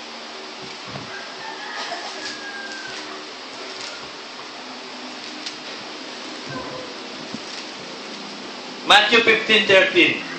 Sapagkat sumagot siya at sinabi, ang bawat halamang hindi itinanim ng aking Ama na nasa kalangitan ay bubunutin. So, hindi ko mo nasa loob ka ng isang tunay na iglesyang itinayo ni Kristo, okay ka na. Pag hindi ka tunay, malahininga ka, hindi ka committed, bubunutin ka. So, mawawala ka sa iglesyang itinayo ni Kristo. So, saan ka ngayon pupulutin? Di sa kampungan. Sa kampungan ka pupulutin. Kasi, ang hinahanap ng Diyos ngayon, yung tinawag niya, hiniran niya at yung tapat para manaig at magtagumpay. Sabi sa Revelation 17:14. Ito ang susi eh. Kung sa tingin mo, tinawag ka, pinili ka, ikaw ngayon ang magpapakatatag na maging tapat para masigurado mo kaligtasan. Sabi sa Revelation 17:14. Makikipagbaka ang mga ito laban sa kordero at sila'y dadaigin ng kordero sapagkat siya'y Panginoon ng mga Panginoon at Hari ng mga hari at ng mga kasama niya na mga tinawag at mga pinili at mga tapat ay nanaig din. So kung hindi ka tapat, kahit tinawag ka, kahit napili ka, si Judas, tinawag, piniling apostol, bakit nawala? Hindi tapat eh. Lumaban siya kay Kristo. Bakit si Pedro? Itinatwa 3 beses pa, di ba? Nagkasala, nagsisi, na-revive. Hindi nawala. Bakit? Tapat eh. Tapat si Pedro. Bakit si Cain, pinarusahan si Abel? Hindi, tapat si Abel eh. So yun na yun ang tignan mo sa sarili mo. Tunay ka na ba talagang tapat na lingkod? Are you the true church of God? Ikaw na ba talaga yung talagang iglesia ng Diyos na kasama sa katawang ililigtas? Sabi sa Matthew 11,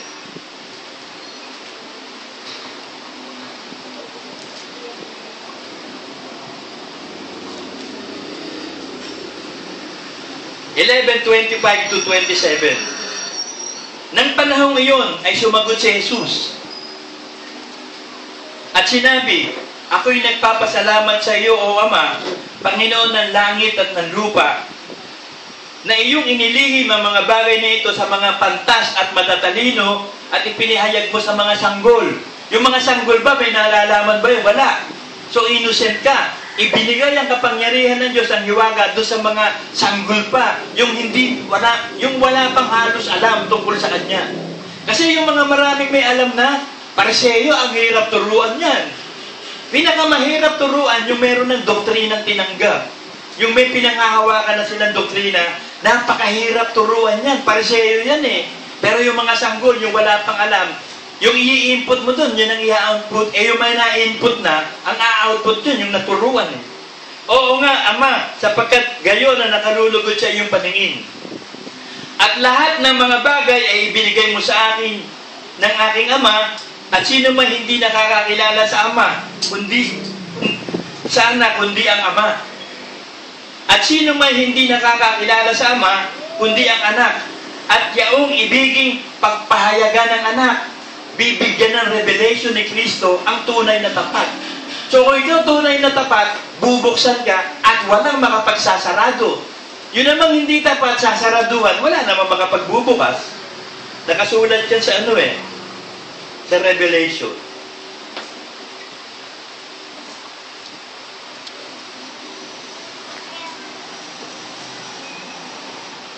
Revelation 3:7.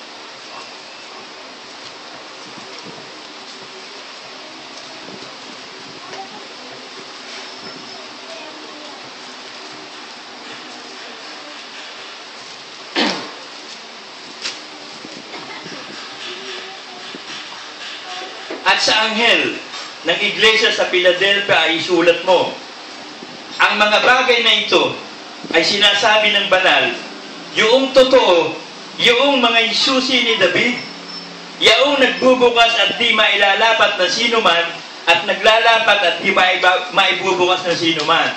So mapalad ka kung isa ka doon sa binuksan na hindi na masasaraduhan. Tapos palad ka kung ikaw yung sinaraduhan. Yung mga binuksan, ito yung mga tinawag. Ito yung mga pinili. So kung tunay ka namang tinawag at pinili, magpakatapat ka, ikaw yung binuksan. So wag mong isasarado. Kasi ang kalaban mo, sarili mo eh. Sabi sa 2 Peter 3:17.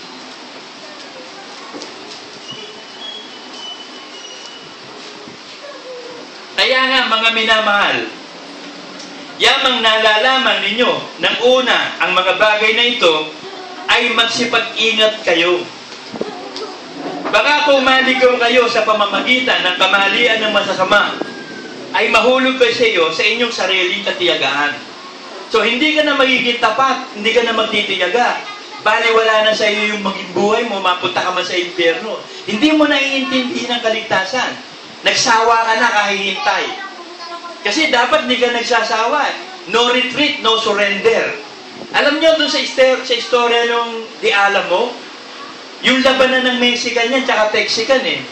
Yung si General Santa Ana ng Mexico, nilabanan yung mga Texican sa alam mo. Kakaunti lang sila. Almost 600 lang sila doon. Alam niyo ba na no retreat, no surrender sila? Napatay sila lahat ni Santa Ana. Pero pagkatapos doon, na-inspired ng Texican. Naggera ngayon, ito si General Houston.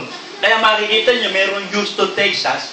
Lumaban ng gera sa Mexico. Nanalo sila. Nagkaroon ng Republic of Texas. Naging governor si Houston. Naging presidente siya ng Texas. Na-inspired eh. Kasi yung konting yun, talagang lumaban, pero napatay lahat. Pero yung Gideon 300, kakaunti yun, di ba? 300, pero walang napatay. Patay lahat ng kalaban. Bakit? Diyos ang lumaban eh. Diyos ang lumalaban sa gera natin. Sabi sa Exodus 14:14.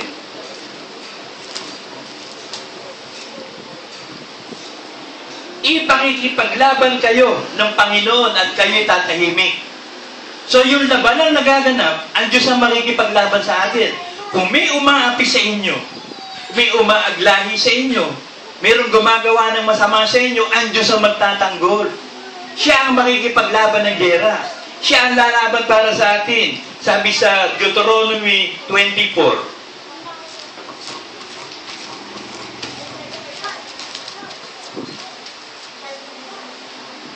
Sapagkat ang Panginoon ninyong Diyos ay siyang yumayaong kasama nyo upang ipakipaglaban kayo sa inyong mga kaaway upang kayo'y iligtas. Biruin mo ang kakampi natin ng Diyos. Sino mananalo sa atin? Maaapi tayo, gagawin tayong duka, uusigin tayo. Tiisin mo. Kasi sa bandang huli, talo lahat yan eh. Ipaghihiganti tayo ng Diyos. Huwag ka lang mainip. Kasi yung mga propeta sa Revelation, sabi sa Diyos, Panginoon, kailan mo pa ipaghihiganti yung mga propetang pinatay? Sabi ng Diyos, relax lang tayo, hintayin pa natin yung iba. Hihintayin pa yung tribulation saints bago parurusahan yan. Kasi may isang araw ng pagpaparusa eh. Ngayon, okay sila. Akala nila panalo. Ngayon, alam ni Satanas, konting panahon na lang, nagdadamay na ngayon si Satanas. So, pinipilit niyang kunin yung nasa tunay na iglesia. Kaya kakaunti, yung iba nadadali, hindi kasi totoo. Ang magiging maraming populasyon ngayon ng mga born again, yung hindi totoong iglesia. Pero yung tunay na iglesia, kakarapot lang ang tunay.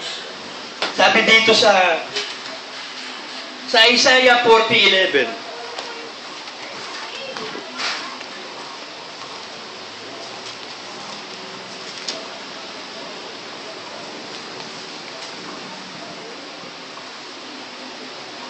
Kanyang papastulin ang kanyang kawan, na gaya ng pastor. Kanyang pipisanin ang mga kordero sa kanyang kamay at dadalhin sila sa kanyang sinapupunan at papatnubayan ng marahan yaong nagpapasuso. So ang gagawin ng Diyos sa atin, kung matapat ka, bubuksan ka, pasususuhin ka, paiinumin ka ng gatas na salita, pakakainin ka ng salita na karne. Ibig sabihin, aarugain ka ni Kristo bilang pastol. Bilang kawan, hindi tayo pababayaan. Sabi sa Ezekiel 37:24.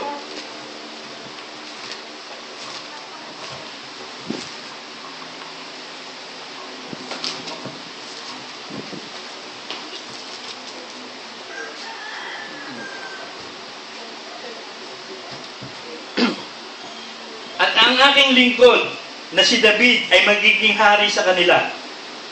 At silang lahat ay magkakaroon ng isang pastor. Magsisilakad din naman sila ng ayon sa aking mga kahatulan at susundin ang aking mga palatuntunan at isasagawa. Alam niyo si David, nagkasala din yan, di ba? Pero tapat ang puso ni David. Sabi na niyo, si David ang aking pastor. Kaya ang lagi niyang ginagamit si David eh. Mahal na Diyos. Bakit? Tapat ang puso ni David. Pero nagkasala yan ng murder, nagkasala yan ng adultery. Pero pinatawad siya ng bakit? Ang puso niya ay napakatapat eh. So kung ang puso niya napakatapat, kahit nagkukulang pa tayo, hindi ka pababayaan. Pero huwag mo sasadyain. Kasi yung kay David, parang sa kanya, akala niya hindi sinadya yun eh. Kaya si Nathan, pinagalitan siya eh. Ano mangyayari sa ganitong tao kapag ganito, ganyan, nagbigay ng sample? Dapat doon mamatay. Ikaw yun eh. Sabi ni Nathan, ikaw po yun, hari. Ako ba yun? Hindi niya. Kasi yung si Nathan, ano siya eh, kinakaunseling siya. Pero kita nyo, kung mutapat si David, nagpatuloy ang kahari ng David. At kung tawagin pa si Cristo, son of David eh.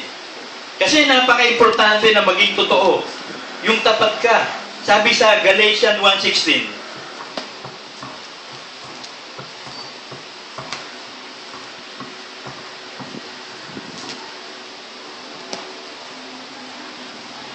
naihayag ang kanyang anak sa akin upang siya'y aking ipangaral sa gitna ng mga hentil pagkarakay hindi ako sumangguni sa laman at sa dugo. So, nung i-reveal ng Panginoon kay Pablo ang katotohanan kay Kristo, hindi siya pumunta sa tao. Hindi siya nagpaturo sa mga kung saan sa mga tao. By revelation of Jesus Christ ni Pablo. Ganon din si Brother Manny. Hindi siya nagpaturo kung kanino. By revelation of the Holy Spirit. So, ganon din tayo lahat. It is by revelation of the Holy Spirit. Kasi totoo ka eh. Bubuksan ka. Sabi sa Acts 16:14. At isang babaeng nagngangalang Lydia na mangangalakal ng tayong kulay ube na tagabayan ng Thyatira, isang masipag sa kabanalan, ay nakinig sa amin na binuksan ng Panginoon ang kanyang puso upang unawain ang mga bagay na sinasalita ni Pablo. So pag hindi binuksan ng Diyos ang puso't isip ng tao, kahit makarinig pa siya na makarinig ng Bible, hindi siya makakaunawa. Kasi hindi siya tapat. Ang Diyos lang kasi nakakakita ng tapat eh. Pag nakita ng Diyos na tapat ka, kahit ang dami mong diferensya, hindi titignan ng Diyos yun. Ang titignan niya yung tapat mong puso, bubuksan ka, tapos ibibigay sa iyo lahat ng karunungan, lahat ng revelation para iligtas ka. So ang pinaka-importante yung katapatan. Doon tayo nagkukulang. Example, practical, 27 ngayon, di ba? So kulang bitin sa sweldo. Pag nag-worship ka sa susunod ng Sunday naman, advance naman. So, ang gagawin ng iba, hindi siya mag-iikapo. Kasi wala sa tamang oras eh. Uutangin niya yun. Eh, pag magtatest na, sabihin niya sa Lord, Lord, sorry, hindi ako makakabay sa susunod na lang. Asan yung katapatan? Asan yung katapatan? Sabi sa Luke.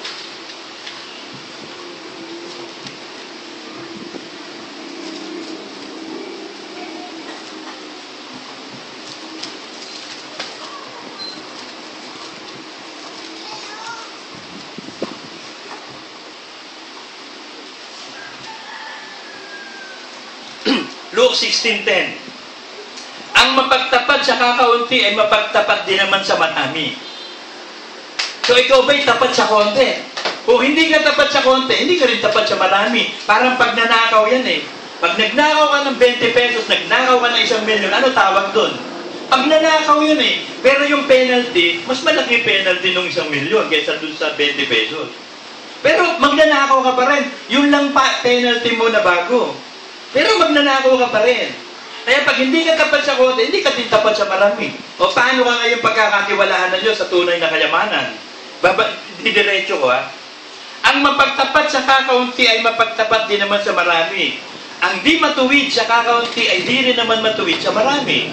Kung kayo nga'y di naging mapagtapat sa masamang kayamanan, yan ang kayamanan na sanlibutan ng pera. Masama yan kapag mali ang gamit. Mabuti yan kapag mabuti paggamit. Sino nga ang magkakatiwala sa inyo ng tunay na kayamanan? Yung buhay na walang hanggan, kayamanan yun eh. Yun yung pinili ko eh. Kasi sa assessor, kaya-kaya ko maging milyonaryo. Nasa assessor ako ng Makati, gold mines yung lugar na yun. Para ka naghuhukay ng ginto doon, bara-barang ginto. Madaling yumaman dun. Na-experience ko agad yun. Ano pa ako ha? Hindi ako regular employee. Ano tawag doon? Casual pa lang. Tinesting ko tumira. Biruin mo, nakatira agad 50,000. Revision pa lang yun ha? Hindi pa creation. Revision lang yun. Eh ito sa mga creation pa. So kaya ko, pero dumating sa time ko, pinapili ako ng Diyos. Magpapastol ka ba o diyan ka? Iiwan ko kayamanan. Ang gusto kong kayamanan, yung buhay na walang hanggan. Yun lang ang gusto ko sa buhay. Kasi naiintindihan ko Biblia eh. Naiintindihan ko na hindi pala ito yung buhay natin dito sa lupa. Ang buhay pala natin doon sa langit. Yung planadong buhay na titira tayo doon sa New Jerusalem. Kasama natin ng Diyos forever and ever. Pero may gagawin ka, pipili ka. Kaya tinatanong ko sa inyo, ano yung greatest decision na nagawa nyo sa buhay nyo na pwede mong ipagmalaki, pwede mong sabihin kahit kanino, at sasabihin ng makakarinig na wala sa Diyos, tanga ka. Ikaw ay gago, ikaw ay luko-luko. Dahil yun ang sinabi sa akin eh. Ay ko nga, tanga nga ako, gago ako, luko-luko. Sa iyo. Pero sa Diyos ko, iba ang tingin ng Diyos ko. Ewan ko sa Diyos mo. Ako, kilala ko yung Diyos ko. Kilala mo ba yung Diyos mo? Aba, oo. Sabi ko, ipakilala mo nga sa akin ng Diyos mo. Nagpakilala, mali pa ng pakilala. Hindi mo kilala yung Diyos mo. Yung Diyos kong kilala, pag ipinakilala ko sa iyo, baka sabihin mo rin gago, tsaka tanga. Dahil sinusunod ko lang yung utos niya, sabi mo sa akin, tanga ako't gago. E di sige, tanga ako't gago sa mata mo. Pero sa Diyos, luluwalhatiin ako ng Diyos ko. Kaya madalas sinasabi ko, ang Diyos ko. Kasi hindi ko alam ang Diyos nila eh. Yung bang Diyos nila, yung tunay na Diyos, natatandaan niya yung pumunta rito dalawa, taga pinagbuhatan niya, tapos sabi niya, anong oras ho kayo nagwo-worship? Alas 10. Sabi, bukas na ho ang gate. Oo, sabi ko, bakit kayo magwo-worship dito? Pwede bang malaman? Kasi ang layo po nung pinagwo-worshipan namin. Sabi ko, may tanong ako sa iyo, sa tingin mo ba totoo yung iglesia ang pinagwo-worshipan mo? Opo, ba't pupunta ka dito? Eh di doon ka, totoo pala yun. Malay mo, hindi ito totoo, di na-disgrasya ka. Kasi gusto mo ibigay ko sa iyo background ng iglesyang ito. Ito'y founded through apostles and prophets at kami hindi tinatanggap. Pinagtatawa lang kami at kami inuusig. Kaya sinasabi ko sa iyo to. Kasi baka pagpunta mo rito, at least alam mo na. Sabi ko, dito sa next Sunday kayo mag-worship. Sabi, sige. Tapos nung aalis ako, nagpaalam kay Ray, aalis daw at meron daw gagawin. Hanggang ngayon, di na bumalik. Kasi pag sinasabi mo na yung iglesia totoo, nire-reject nila. Sabi ko, nire-reject ko kami. Ayaw nilang maniwala may apostol at propeta pa hanggang ngayon. Ayaw nilang maniwala ang Diyos nagtatayo pa ng iglesia ngayon. Sabi ko, doon kayo magpunta sa bino-worshipan nyo. Balay nyo, baka totoong iglesia yon, na-disgrasya kayo. Baka nagbago isip siguro, doon na uli nag-worship. Ang layo daw. Sabi ko, kahit napakalayo ng isang lugar, kung alam mo yung pupuntahan mo, yun ang tama, kahit lakarin ko pa yun, yun ang totoo eh. Hindi na ako sasakay na sasakay. Lalakarin ko, baka rating lang ako doon. Kaya nga, gayon din ba tayo? Pinili mo ba yung makitid na daan at saka makipot na pintuan? Kasi kakaunti mga kasumpong doon, yung tapat lang. Hindi ka tapat. Paano ka makakarating sa pupuntahan mo? Kaya ngayon, ang tinatawag tayo ng Diyos talaga, maging totoo tayo. Sinasabi doon sa Revelation 2:4.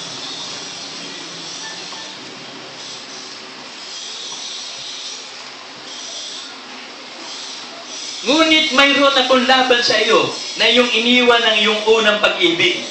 Kaya't alalahanin mo kung saan ka nahulog at magsisikat gawin mo ang iyong mga unang gawa. O kung hindi ay paririyan ako sa iyo at aalisin ko ang iyong kandelero sa kanyang kinalalagyan maliban na magsisika. Ito ang problema ng mga kapatid natin tumalikod sa pananampalataya. Tumalikod sila sa unang pag-ibig. Tapos ngayon, naghahanap sila ng katulad daw ng iglesia natin. Kaya sabi ko, sige, palagayin nyo, totoo yung napuntahan mo iglesia. O totoo yun, o ikaw ba, totoo. Palagay mo, totoo. Hindi ka pwede doon. Bakit? May utos eh. May utos na bumalik ka sa una mong pag-ibig. Sana kung walang utos na ganun, pwede yun eh. Pwede yun, maghanap ka ng katulad natin iglesia sa buong mundo. Pumunta ka, okay ka doon. Kung walang ganitong utos. Kaso may utos eh. Ano ba sabi ni Kristo? Gawin nyo silang alagad at sundin ang lahat ng aking mga utos. Utos to eh. Ano gagawin mo dyan? Hindi, nasa Diyos pa rin kami. Wala akong magagawa sa inyo. Sinabi din niya ni Kore, ni Detan at ni Abiram eh. Tsaka yung 250 man of renown. Bakit? Ikaw lang ba, Moses, ang kinakausap ng Diyos? Kami din na. O di nabiyak ang lupa, kinain sila, tapos nagkaroon ng apoy sa langit, tinupok sila, patay sila lahat. Huwag kang magyabang. Kinakausap din ako ng Diyos, kayo lang ba? Ako din eh. Kaso may utos na eh. Bumalik ka sa unang pag-ibig. At ang utos sa atin ngayon, Revelation 3:15.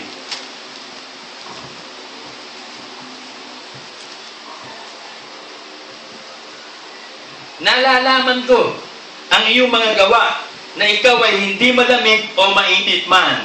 Message ng propeta kanina yan, kung narinig nyo. Ibig ko sanang ikaw ay malamig o mainit. Ang gusto ng Diyos, wala ka doon sa bakla o tomboy na nasa gitna. Ano ka ba? Lalaki ka ba? Babae? Ano ka ba talaga? Ikaw ba talaga committed o hindi?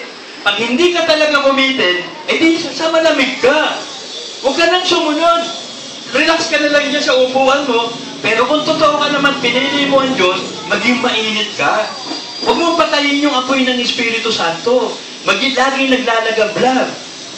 Alam nyo, nakakakita ko lagi ng 7 candlesticks, tsaka yung mga gasera ng Israel. Sabi ko, ang gandang negosyo nyo. Kasi nostalgic yun eh, tsaka antik ang dating. Kung makakagawa ka ng mga 7 candlesticks na yun, tapos i-deliver mo sa Mega Mall, ay maraming mayayaman pa rin sa Pilipinas. Bibili nyo. Ako nga, gusto kong bumili nun eh. Yung 7 candlesticks, pag yung brown out, lalagyan mo yun ng kandila. Tsaka yung ginagamit nilang lampara na oil, na olive oil pa, ang ganda ng sinte, yun ang pinakailawan nila. Magkiklik yun eh. Kasi bihira lang ang merong ganun eh. Wala na yatang nagtitinda ng ganun eh. Pag naghahanap ako sa mall, wala akong makita nun eh. Yung 7 candlesticks, tsaka yung gasera ng Israel, maganda yun eh. Magandang negosyo. Tiyak yung pag may bumili na, sabi, saan ka nakabili niya? At doon sa ano, bibili rin siya eh. Kasi iba yung dating art of God yun eh. At Diyos ang nag-design nun. Yung 7 candlestick, parang bahaghari. Napakagandang art. Pirahin mo, lahat ng primary colors nandun sa bahaghari. Eh yun eh, pirma ng Diyos yun ha. Pumirma ang Diyos, yun ang pirma, bahaghari. Di ba sabi niya? Hindi na ako na muling gugunawin ang mundo sa pamamagitan ng tubig. At gagawa ako ng pirma ko sa inyo, printed name, saka signature sa ibabaw. Ayun, rainbow. Pero, uubusin ko ulit ang tao, hindi na sa tubig. Kasi naka-ano na siya, nakapirma na siya dun eh. Pirmado na yun, apoy. Ganon din. Gusto mo ba makasama doon sa tutupukin sa apoy? Sabi sa 2 Peter 3:7-10.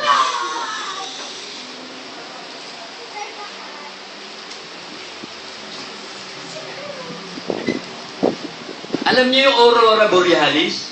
Sa Northern Hemisphere at Southern Hemisphere, may makikita kayo ng kulay violet, kulay green, kulay yellow, kulay pink, kulay orange. Gumagalaw yun. Ang ganda-gandang tignan nun. Alam niyo, sa mga ano lang ako nakakakita nun, sa wall, sa computer. Sa mga cellphone, meron nun. Pero yung makakita dito sa atin, nasa equator tayo, wala nun eh.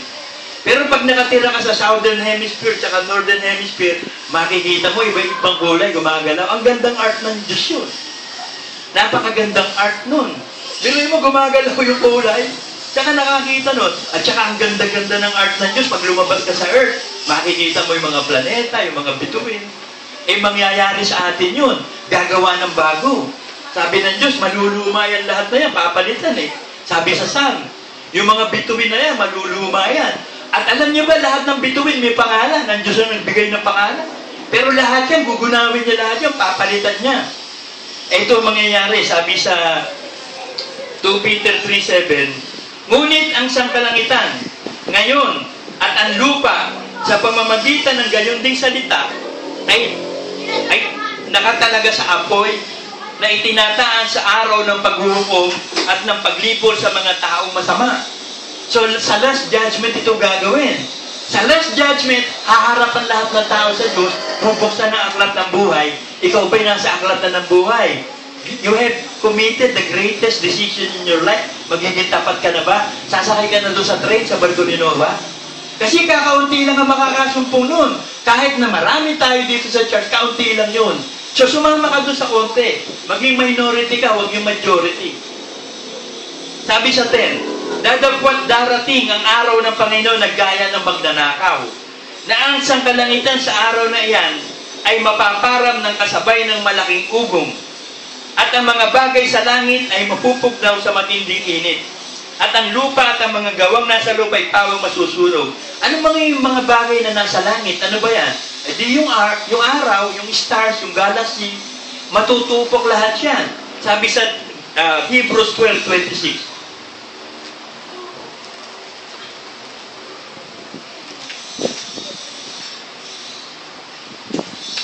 Na ang tinig na yon ay nagpayanig noon ng lupa. Dadapot ngayon, nangako siya na nagsasabi, minsan pang yayanigin ko hindi lamang ang lupa, kundi pati ng langit. Yung pagyanig sa lupa, pangkaraniwan yan eh. Niyanig na tayo rito, di ba sa Cebu, tsaka sa Bohol? Nakita nyo lahat ng simbahan luma doon, nagbaksakan. Ang daming matatakot na magsimba. Bakit? Eh, magsisimba ka, mamamatay ka. Ay ko, tinan ko nga yan. Talagang dinudurog yung mga simbahan. Ay, halos lahat yun. Talagang mga 1700 pa itinayo yun, 1800. Eh, kung mawalang bakal yun eh. Mga coral rock yun, tsaka limestone lang. Ang pandigit nun, itlog. Kaya matitibay din yun. Eh, kaso sa tagal na panahon, naluluma. Eh, di konti yanig lang, baksakan na. At dito sa atin, yung tinatawag na West Valley, Polk. Pag lumindol, babaksak yung bahagi na yun. Eh, part tong Pasig, hanggang diretso. Ewan ko ano pa. Marikina, Pasig, dire-diretso. So, handa ka na bang harapin lahat to? Eh, ang instruction ko sa mga anak ko, baby, yung 2 double bed namin doon, napakagandang refuge nyo sa lindol. Kahit magbaksakan ng pader doon, safe ka doon. Kaya lang, kung mamamatay ka na, kahit na ang tibay-tibay ng refuge nyo, may isang hollow block na gagawin, tatama sa mukha mo, patay ka. Dahil mamamatay ka. So, ibig sabihin, wala tayong kapangyarihan sa kamatayan, ni sa espiritu ng tao. The spirit of the prophet is subject to the prophet. The spirit of anybody is subject to anybody. So, hindi ko kayo pwede pilitin na mag-commit na kayo talaga. Ang mag-uudyok lang sa inyo, Espiritu Santo. Ikaw ngayon ako narito para mag-preach, magbigay ng mga mensahe. Nasa inyo yan. Kung ayaw mo sumunod, hindi huwag. Wala namang mawawala sa akin. Sa Diyos, wala ding mawawala eh. Pero sa iyo, may mawawala, kaluluwa mo. Eh, minsan lang to. Minsan lang ang buhay. Yung minsan na yun, hindi na uulitin. Sabi sa Jude,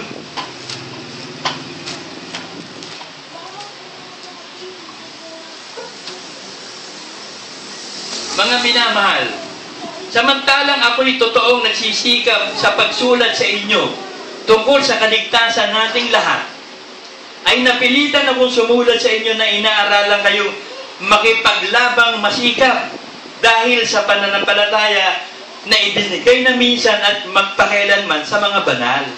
So kung ikaw ay nagpatihulog, nag-fall away, wala ka ng pag-asa. Wala ka na kapag-pag-asa, sabi sa 2 Timothy 2:12.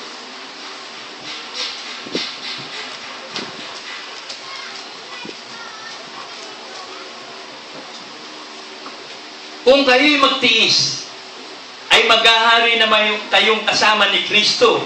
Kung ating ikailahan siya, ikakaila naman niya tayo. So ano pipiliin mo?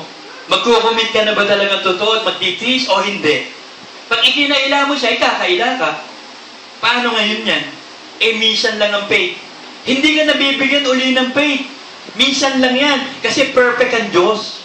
Laging isa lang. Yung Espiritu Santong nasa iyo, talagang Espiritu Santo yan. Kaya pag wala kang Espiritu Santo, wala na. Hindi ka na maliligtas. Kasi ang magtuturo, Espiritu Santo. Ang mag-aano, Espiritu Santo. Eh, wala ka nun. Sabi sa 1 John 2:27. At tungkol sa inyo, ang pagkapahid na sa Kanya'y inyong tinanggap ay nananahan sa inyo at hindi nyo kailangan kayo turuan ng sino man. Kahit sino pang presidente dyan, kahit sino mang mga hari dyan o reyna, o pinakamatatalino, o si Einstein na, pinakamagaling na scientist, walang ituturo sa iyo kundi planeta. At mga atomic bomb ang tuturo. Ngunit kung paano kayo'y tinuturuan ng kanyang pahid tungkol sa lahat ng mga bagay, ay siyang totoo, hindi kasinungalingan. At kung paano kayo tinuruan nito ay kayong nananahan sa Kanya. Sa lahat ng mga bagay. Bakit? Eh, ang nag-create ng lahat ng bagay, ang Ama, si Kristo, Espiritu Santo. Silang tatlo. Pag sinabi ng Ama, let there be light, kikilos sa salita, liwanag, nandun ang Espiritu Santo, at ihihiwalay ng Espiritu Santo ang tubig sa baba, sa taas. So, yung creation, ginawa ng Diyos eh. Yung Godhead, Ama, Anak, at Espiritu Santo. Mananahan muna ang Espiritu Santo sa iyo sa umpisa, tapos tuturuan ka ng Espiritu Santo na salita ng Diyos, mananahan sa iyo salita ng Diyos, tapos mananahan sa iyo ang Ama. Yun ang sistema. Magbo-born again ka muna. Except a man to be born again, he cannot enter the kingdom of God. Yun ang word na nabasa ko sa Bible na sabi ko, except superlative degree. Except a man be born again. So, lahat ng tao, kailangan pala dapat ma-born again. Pag hindi ka na-born again talagang totoo, hindi ka papasok sa langit. John 3:5.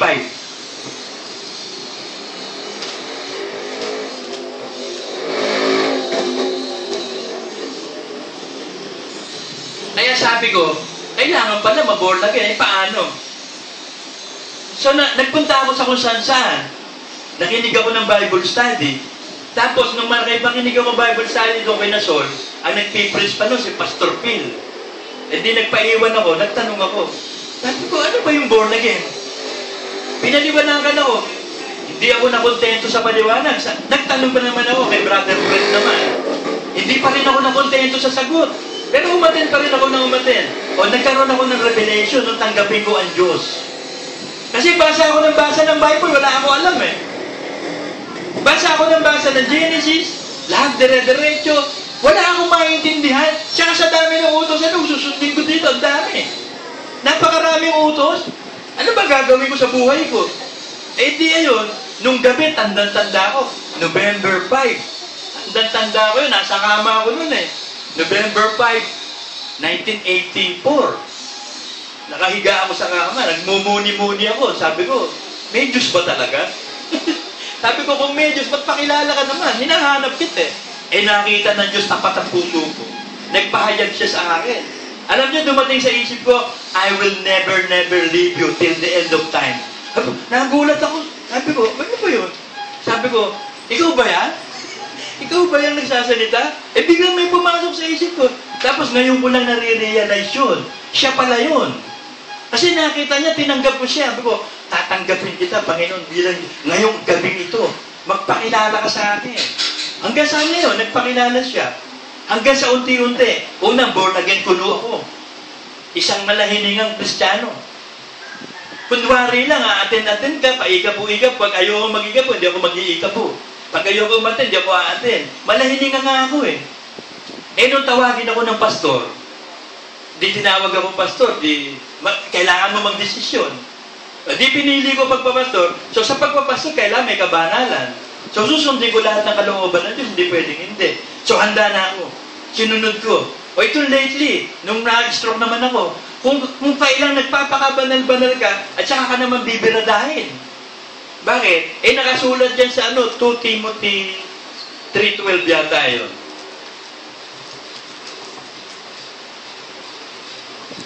Oo, lahat ng ibig mabuhay ng may kabanalan kay Kristo Jesus ay magbabata ng pag-uusig. So, handa ka na ba talaga na magpakatotoo? Nag-commit na talaga ako, Lord, sa patay man o sa buhay. Ayoko na, totoo na talaga ako, Lord. E di yun, uusigin ka. Ang mag-uusig si Satanas. Kaya tinire. Kung makikita ko yung yung senaryo na yun, sabi ni Satanas, eh kaya lang naman nakakasunod sa iyo yung silauro na yan eh. Kasi ganyan-ganyan yan eh. Malakas ang pain yan eh. Gawin na, huwag mong papatayin. O hindi, binirada ako, hindi ako napatay. Maliit pa ako, alam nyo, pinapatay na ako ni Satanas eh. Pumunta kami ng Baguio no? At kami pamilya eh. Eh yung tiyuhin ko, hindi naman talaga driver, nag-drive, si kanan din. Tumaob yung jeep. Pagtaob ng jeep, putok yung ulo ko. Putok yung duguan. Tapos sumigaw pa ako, walang lalabas. Kung sino yung unang makakalabas, lumabas. Naku, paglabas ko, nandong nanay ko, tanggal yung tenga yata, hiwa. Tsaka ako nawala sa sarili. Nung magpalahaw ng iyak, sabi ko, ganun ba talaga? Pag nakikita mo yung nanay mo, nadadala ko. Ang tapang-tapang ko nung una eh. Walang lalabas. Yung unang makalabas, ang lalabas. Maliit akong bata, nagiging leader na ako. Ngayon, paglabas ko, nakita ko, nanay ko, dumudugo, nagsisisigaw, nasiraan ako ng loob. Pero nung umpisa, okay. Kasi bata pa naman ako noon. Pero ngayon, hindi na ako nasisiraan ng loob. No retreat, no surrender to. Nung piliin ko si Kristo, sa patay man o sa mabuhay, kay Kristo ako. Amen?